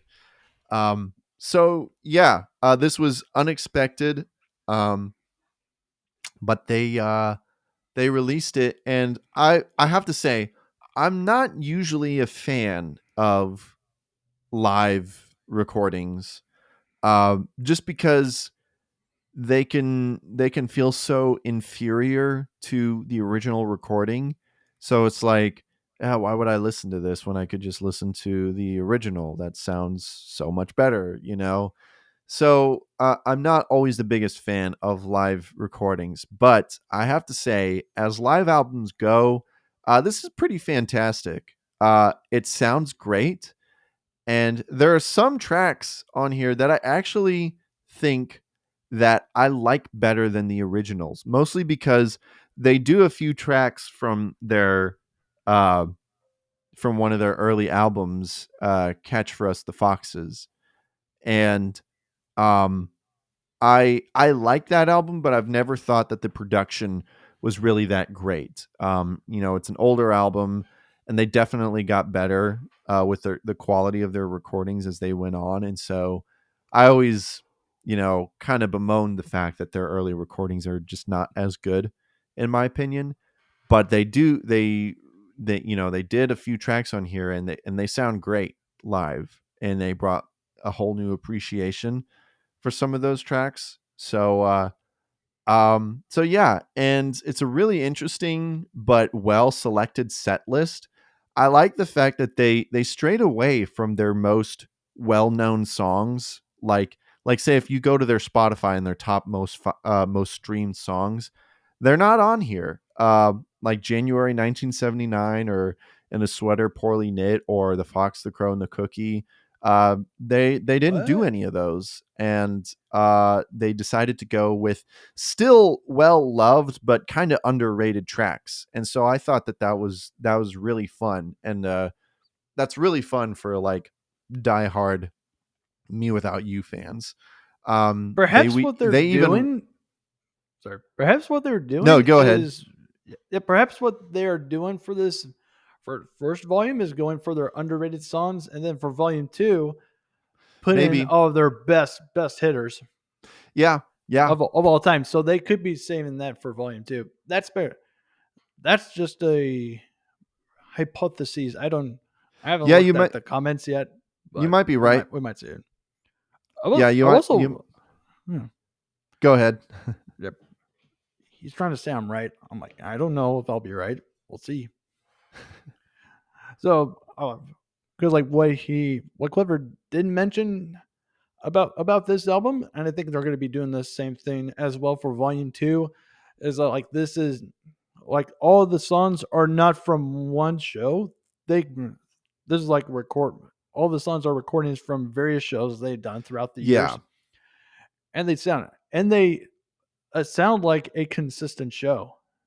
it It's like does. Yeah, because like when I was working and wasn't listening to it front to back, it really did feel like a show, and it also felt like I was back in St. Louis watching them for the first time, yeah.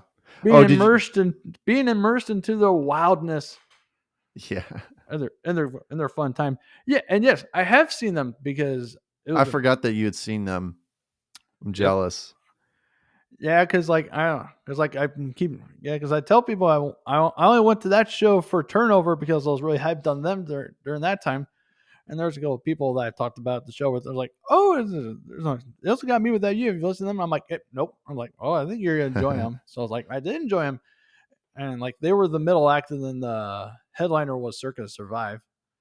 So Oh yeah, talk about a variety show. That was like one yeah. of the But that's a good lineup though. That's a good band for them to play with.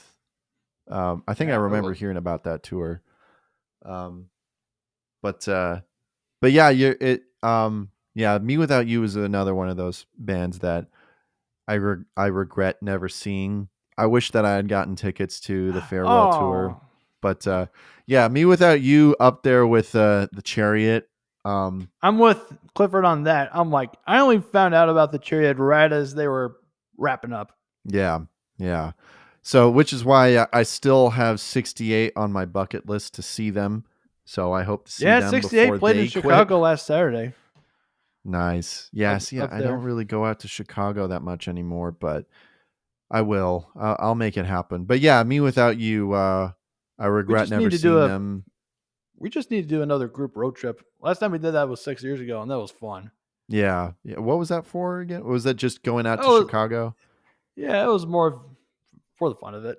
Yeah. Yeah. That was fun with all those peeps. Yeah. Mm-hmm. But yeah, we do need to make that happen. But yeah, hopefully Me Without You will do another reunion show. You know, a lot of bands are doing that these days, so hopefully it'll happen again. Oh, I don't don't think hold that your they would breath. ever say never. Yeah. So, But we know but our top, the chariot. It ain't gonna happen. It really isn't gonna happen. yeah, There's only unfortunately. there's like I know some people that know some reliable sources or know Josh Gogan or they probably know Josh Gogan very well. Be like, yep, nope, sorry. Yeah, Josh was like tweeting. He replied to a tweet the other day because I think people were suspicious that the Chariot was like going to do another surprise gig or something. And he's like, nope, it's not us. So Josh isn't really the type of person to really like do that sort of thing, to delve into the past, really. Aside from like the surprise cameo that he had at Furnace Fest, which was Oh fun. yeah, Um, that was probably sufficient for him. yeah, pretty much. So yeah, anyways, Me Without You. But Um, I'm pretty sure he's also aware. He is so self-aware of like the amount of collateral damage everyone would cause if the chariot got back together and like, man, yeah, imagine the fees that everyone would freak everyone out. have to. Yeah, a little too freaked out. Yeah, they would tear the venue down, probably. Not on purpose, Yeah, but it would yeah, happen. but Yeah. But yeah, anyways, Me Without You. Uh, this album, like you said, it's very consistent for being a bunch of different shows kind of strung together. It's very like there's no drop in quality in any of the songs. It all sounds like so consistent. It seems like that they were planning this from the start, which is cool. Um, and going back to the whole song selection thing, they even went as far as to end the whole album with a song that only appears on Other Stories, which is a 2-track EP, the song Four Fires. Like that's not even in like their main studio albums, is just kind of a offhand one of those offhand tracks, and they decided to do that live. So I think that's really cool. You also get a surprise performance from Haley Williams, who, of course, she recorded in the original song, but I'm guessing that this might have been when they were on tour with Paramore, um, not too long ago. So so it's really cool that they got that moment, so especially that's knowing who that it was Haley Williams is such a singing. big fan. Um, so yeah, I don't know. As live albums go, I think that this was pretty great. The sound was great, and yeah, I could totally see myself coming back and like listening to it, which is more than I can say for a lot of other live albums. Uh, I also love how the audience is captured in this album. Like you can just sense the energy in the show. It's so cool. The only thing that would make this better is if they had video footage of this and they released that. That would be really awesome. Um, so yeah, Yeah, this was really good, and I'm excited for whenever there's going to be a volume 2, maybe even more, maybe a volume 3. yeah, Just keep it going. yeah. I don't know. I heard that. I was like, part of me was just waiting for my favorite short song of theirs. Which could you guess which one it is? uh, is it one of the Orange Spider songs? Yeah, Oh, they well, saying I mean, They saying yellow spider. So I'm like, oh darn it. So I'm like, and I yeah, just thought, oh, who knows? They'll do it for volume 2 or yeah, 3. maybe. I don't know. I think it would be fun. I've always wanted to. I've thought about doing a cover of bringing all those songs together and covering it as one song: Orange Spider, Brown Spider, Yellow Spider. Um, so it'd Now be he's cool if giving me like they did ideas. that, but probably not. I Okay. think I think Mitchell once told me, I could be wrong, but I'm pretty sure he told me that was originally supposed to be one song, but they decided to split them up and so that they would be more like interludes in the album. So Hmm. that would make sense, but I like how they did it in that album. So cool. Well, anyways, I guess that album gets a thumbs up from us. It's really good. Live Yeah. Volume 1 from Me Without You.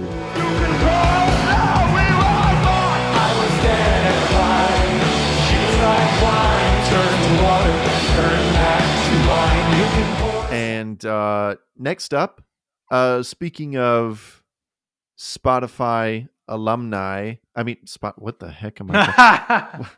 Tooth and Nail alumni. Sorry, I had a brain fart. Tooth and Nail alumni. We've got some 2 Christmas tracks from Ronnie Martin, formerly known as J.O.Y Electric. Y'all know I'm a big J.O.Y Electric Ronnie Martin fan.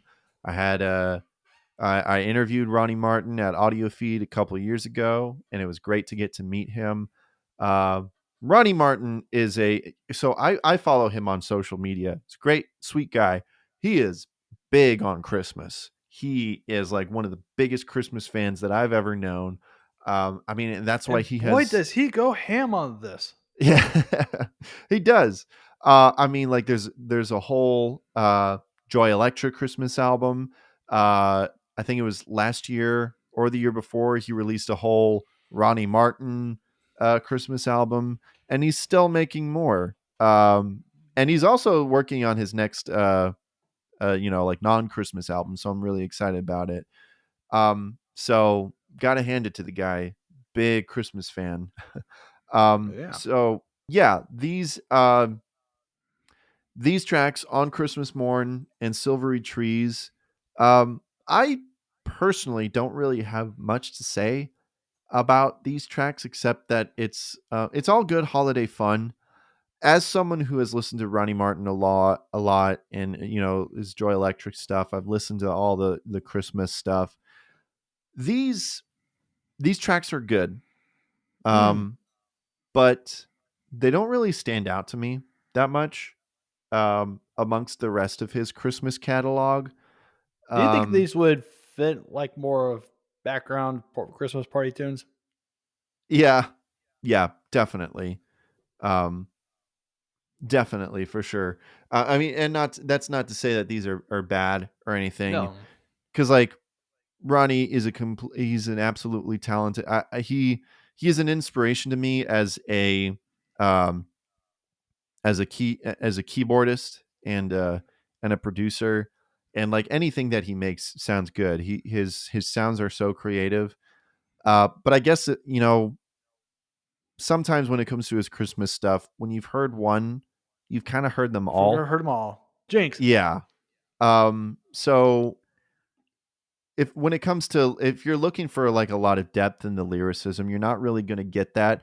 But what you will get is some great synth work as usual, and some great electronic production, and some catchy holiday tunes.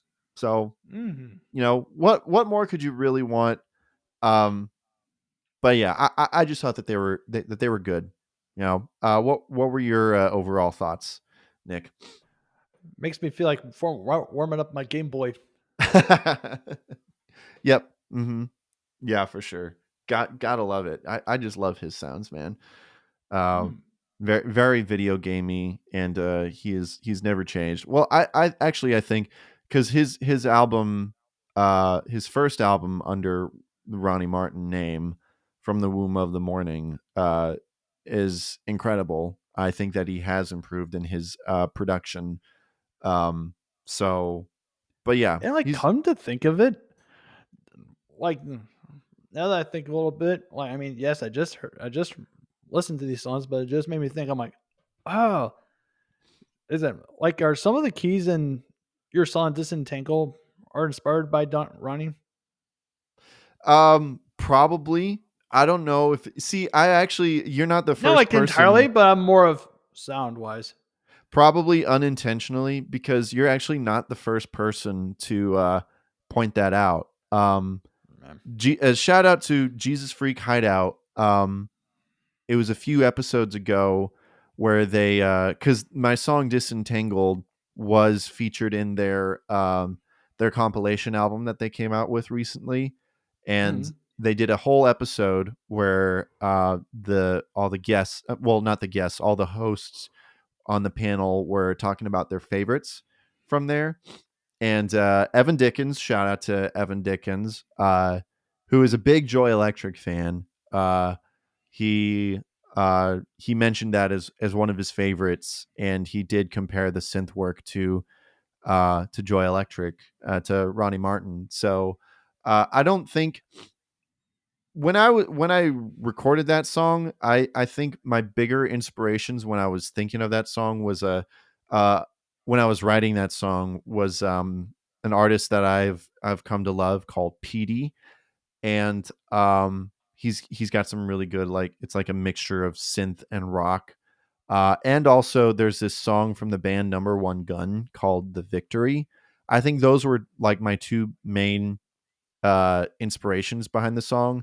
But the thing is that I've listened to Joy Electric and Ronnie Martin for so long that I'm sure that a lot of that just kind of unintentionally came out, through that. So yeah, either way, I'll take the compliment.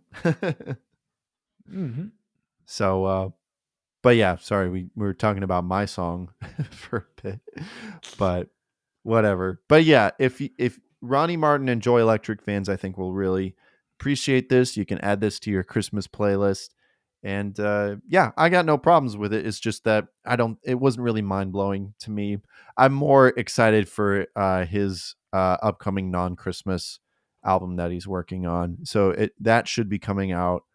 According to his social media posts, it should be coming out like early next year, like probably around springtime. So yeah, cool. Well, I guess that's that for Ronnie Martin's On Christmas Morn and Silvery Trees.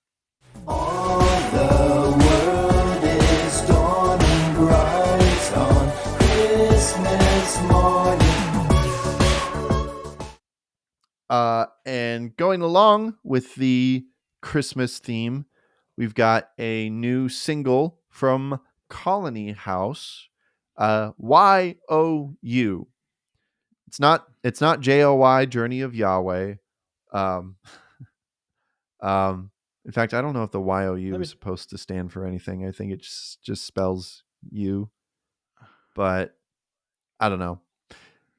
So It's probably like one of those. The title is probably one of those. It's not an abbreviation for anything. It's just like to spell it out, because right. one of the greatest songwriting techniques is people love spelling things out. So they did Y.O.U. Yeah. Yeah, and this track is definitely fun. In another decade, this totally could have been a big holiday hit. It's it's a fun rock and roll vibe, and not really much depth to it, except it just sounds like just a holiday classic. And so it's just kind of fun in that sense. And I like it when the Colony House guys have some fun, and I also like it when they get a little bit excuse me, a little bit more rocky with their sound. So yeah, there's not really much more that I can say about it. You kind of have the same feelings about it, Nick? And I just thought about it. Oh, I had to take a quick listen to it again. And I just thought, oh yeah, this would actually be a very good song to be added to the Swing Dance Group playlist Oh, for well, there a you dance go. event. So I'm like, yeah. Okay, There so you go. Here's what I'm Yeah, gonna you do. should send that to them. I'm gonna copy and paste it and put it in my group chat. Yay. So yeah, thank you, Colony House. Thank you, Colony House. Cool. Well, yeah, it's not a very like in-depth kind of song. It's just a fun Christmas song. So yeah, and not to say that there's plenty of Christmas songs that I love that I think have a lot of depth to them, but some of them just don't, and that's okay. Just another song to throw on the playlist. So Would you give me your heart for Christmas and make all of my dreams come true? If you give me your heart. all right. Well, last but not least, we've got A new track from 21 Pilots, who, earlier this year they released their album Clancy, which I was a big fan of. Definitely going to be up there in my top 10 end of the year kind of album. But they have written a completely new track for the show Arcane, the League of Legends show, which I'm gonna say I have not watched. I've um I've heard a lot of people like it, but I've never I never played even League of heard of it. Legends. What's that, Nick? I never even heard of there was a show. Yeah, it's on Netflix. It's an animated show. So it's supposed to be pretty decent. I don't know. I don't know if I'll ever watch it because, like I said, I've never played League of Legends, so I don't have any attachment to the world. The But style of it reminded me of the other show that you watched on Twitch. Now I can't remember the name of it. the Wing Feather Saga. Wayne Feather Saga. Yeah. I'm a Yeah, bit more interested in wanting to. It's been a couple of months, but I'm still interested in watching it from the start. yeah, yeah. Wing Feather Saga is pretty fun. There- I still need to watch the second season, um, which I'm pretty sure is now out for free because it was out for a while, but you can only watch it if you were an Angel Studio member or whatever. And I was like, I'm Weren't not they doing that. weren't they also So fundraising for a third season, or was I just imagining things that they were just doing it for the second season? no, they that's basically what they do. They their shows are crowdfunded. And yeah, I'm pretty sure that they've been raising funds for the next season. They did it for the first season. They did it for the second season. So they're Okay. most likely getting all prepped for season 3. Sweet. So yeah. So one of these days and I get the comparison. The animation is kind of similar where it's like that melding between like 3D and 2D animation sorta. All I had to do was look at the So thumbnail and be yeah, like, oh, well, how about that? it's like Cyberpunk Wing Feather Saga. Okay. So yeah, I don't know if I'll ever watch Arcane, but I do know 21 Pilots, and so decided that this was a good thing to cover for the show. It's called The Line, and I'm gonna be honest, this track doesn't really do a whole lot for me. I love 21 Pilots, but the track is kind of boring. Uh, Maybe I would feel different if I watched Arcane and this song came up in the credits. It sounds nice, and I like how Tyler's voice sounds in this. I think he's been getting a lot better and a lot stronger in his singing. But I don't really see myself coming back to it ever. Uh, it definitely ain't no heathens. Which was the song that they made for Suicide Squad. Terrible movie, but a pretty fun song. Um, but yeah, did you have any strong feelings about this track, Nick? Not much, but it did remind me of another song that was made for a game. Let me check the artist. So, and I first heard, oh, it was also for League of Legends.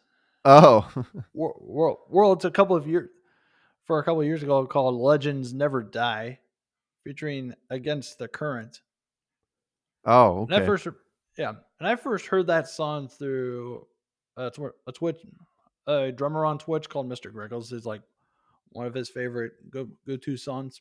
Mm, He likes playing along to throughout the years. That and a couple of songs from the Doom soundtrack. DOOM. I need to be specific. right, yeah. Not Dune, Not Dune. as he quote. I mean, like as he sent my quotes Oh, okay. the other day. Yeah. So that was for so that song was it for season 1 of Arcane or or was it for the actual game League of Legends? It was for the actual game for League of Legends Okay, back in 2017. It says. gotcha. Okay, I'd have to check it out.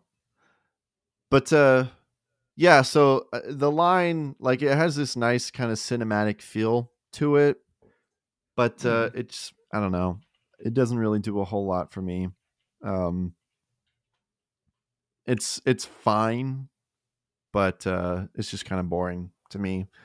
So, and I know that that's a matter of opinion. I'm sure a lot of people really like it, but just for me, it doesn't really do a whole lot. So, edit, yeah, oh.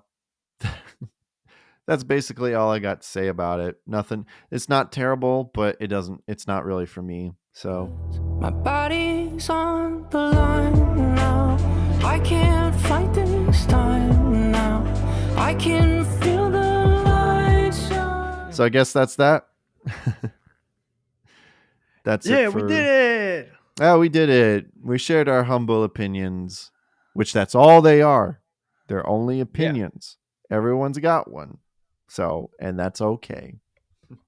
Or Josh and Nicole from the mythical podcast show, A Hot Dog is a Sandwich. You know what they say? Opinions are like casseroles. I don't remember what that means. Okay. Well, I've heard the phrase where and I'll paraphrase because there's definitely a more explicit version of it, but opinions are like butts. Everyone's got one. Everybody's got but- one. Jinx. Yeah, but they all smell or something. I guess I totally butchered that. What is it? Everyone's got one, but they all stink. But I guess that doesn't really make sense because not all opinions stink. I don't know. You guys know what I'm talking about. So I thought that that's what you were going for there. But hey, in this postmodern society, everything is subjective. How unfortunate. What? That we all got butts?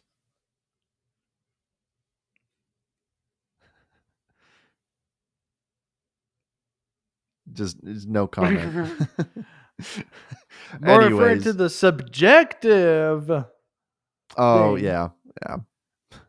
I was only kidding. Of course, there is objective truth for a lot of things. There's some one. subjectivity in certain things, but definitely not in all things. So, anyways, that's that, I guess. This has been a fun year. I think the channel has grown a lot this year, so it was really fun. Yeah, we'll be taking a break from the show for the next month or so. I'm not gonna promise a date yet because I think that's what happened last time. I said I'll be back in January, and I wasn't ready until February. I have to get ready for these lists. I haven't even done anything I haven't listened to any of the top Christian songs, charting songs of the year yet. I need to do that, and so I need all the time that I can get to do that.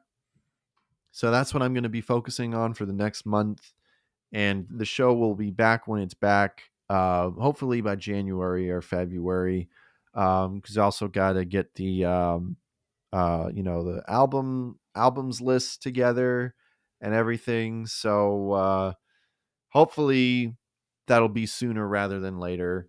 Get that together, but yeah. So we're gonna be gone for a little while. I'll still be working on stuff. Of course, hopefully the Podwood Forecast episode will be out this month, and I'm still working on the editing the new video that I filmed. So that's coming together. Yeah. So hopefully I'll have some things for you guys in December, but no promises.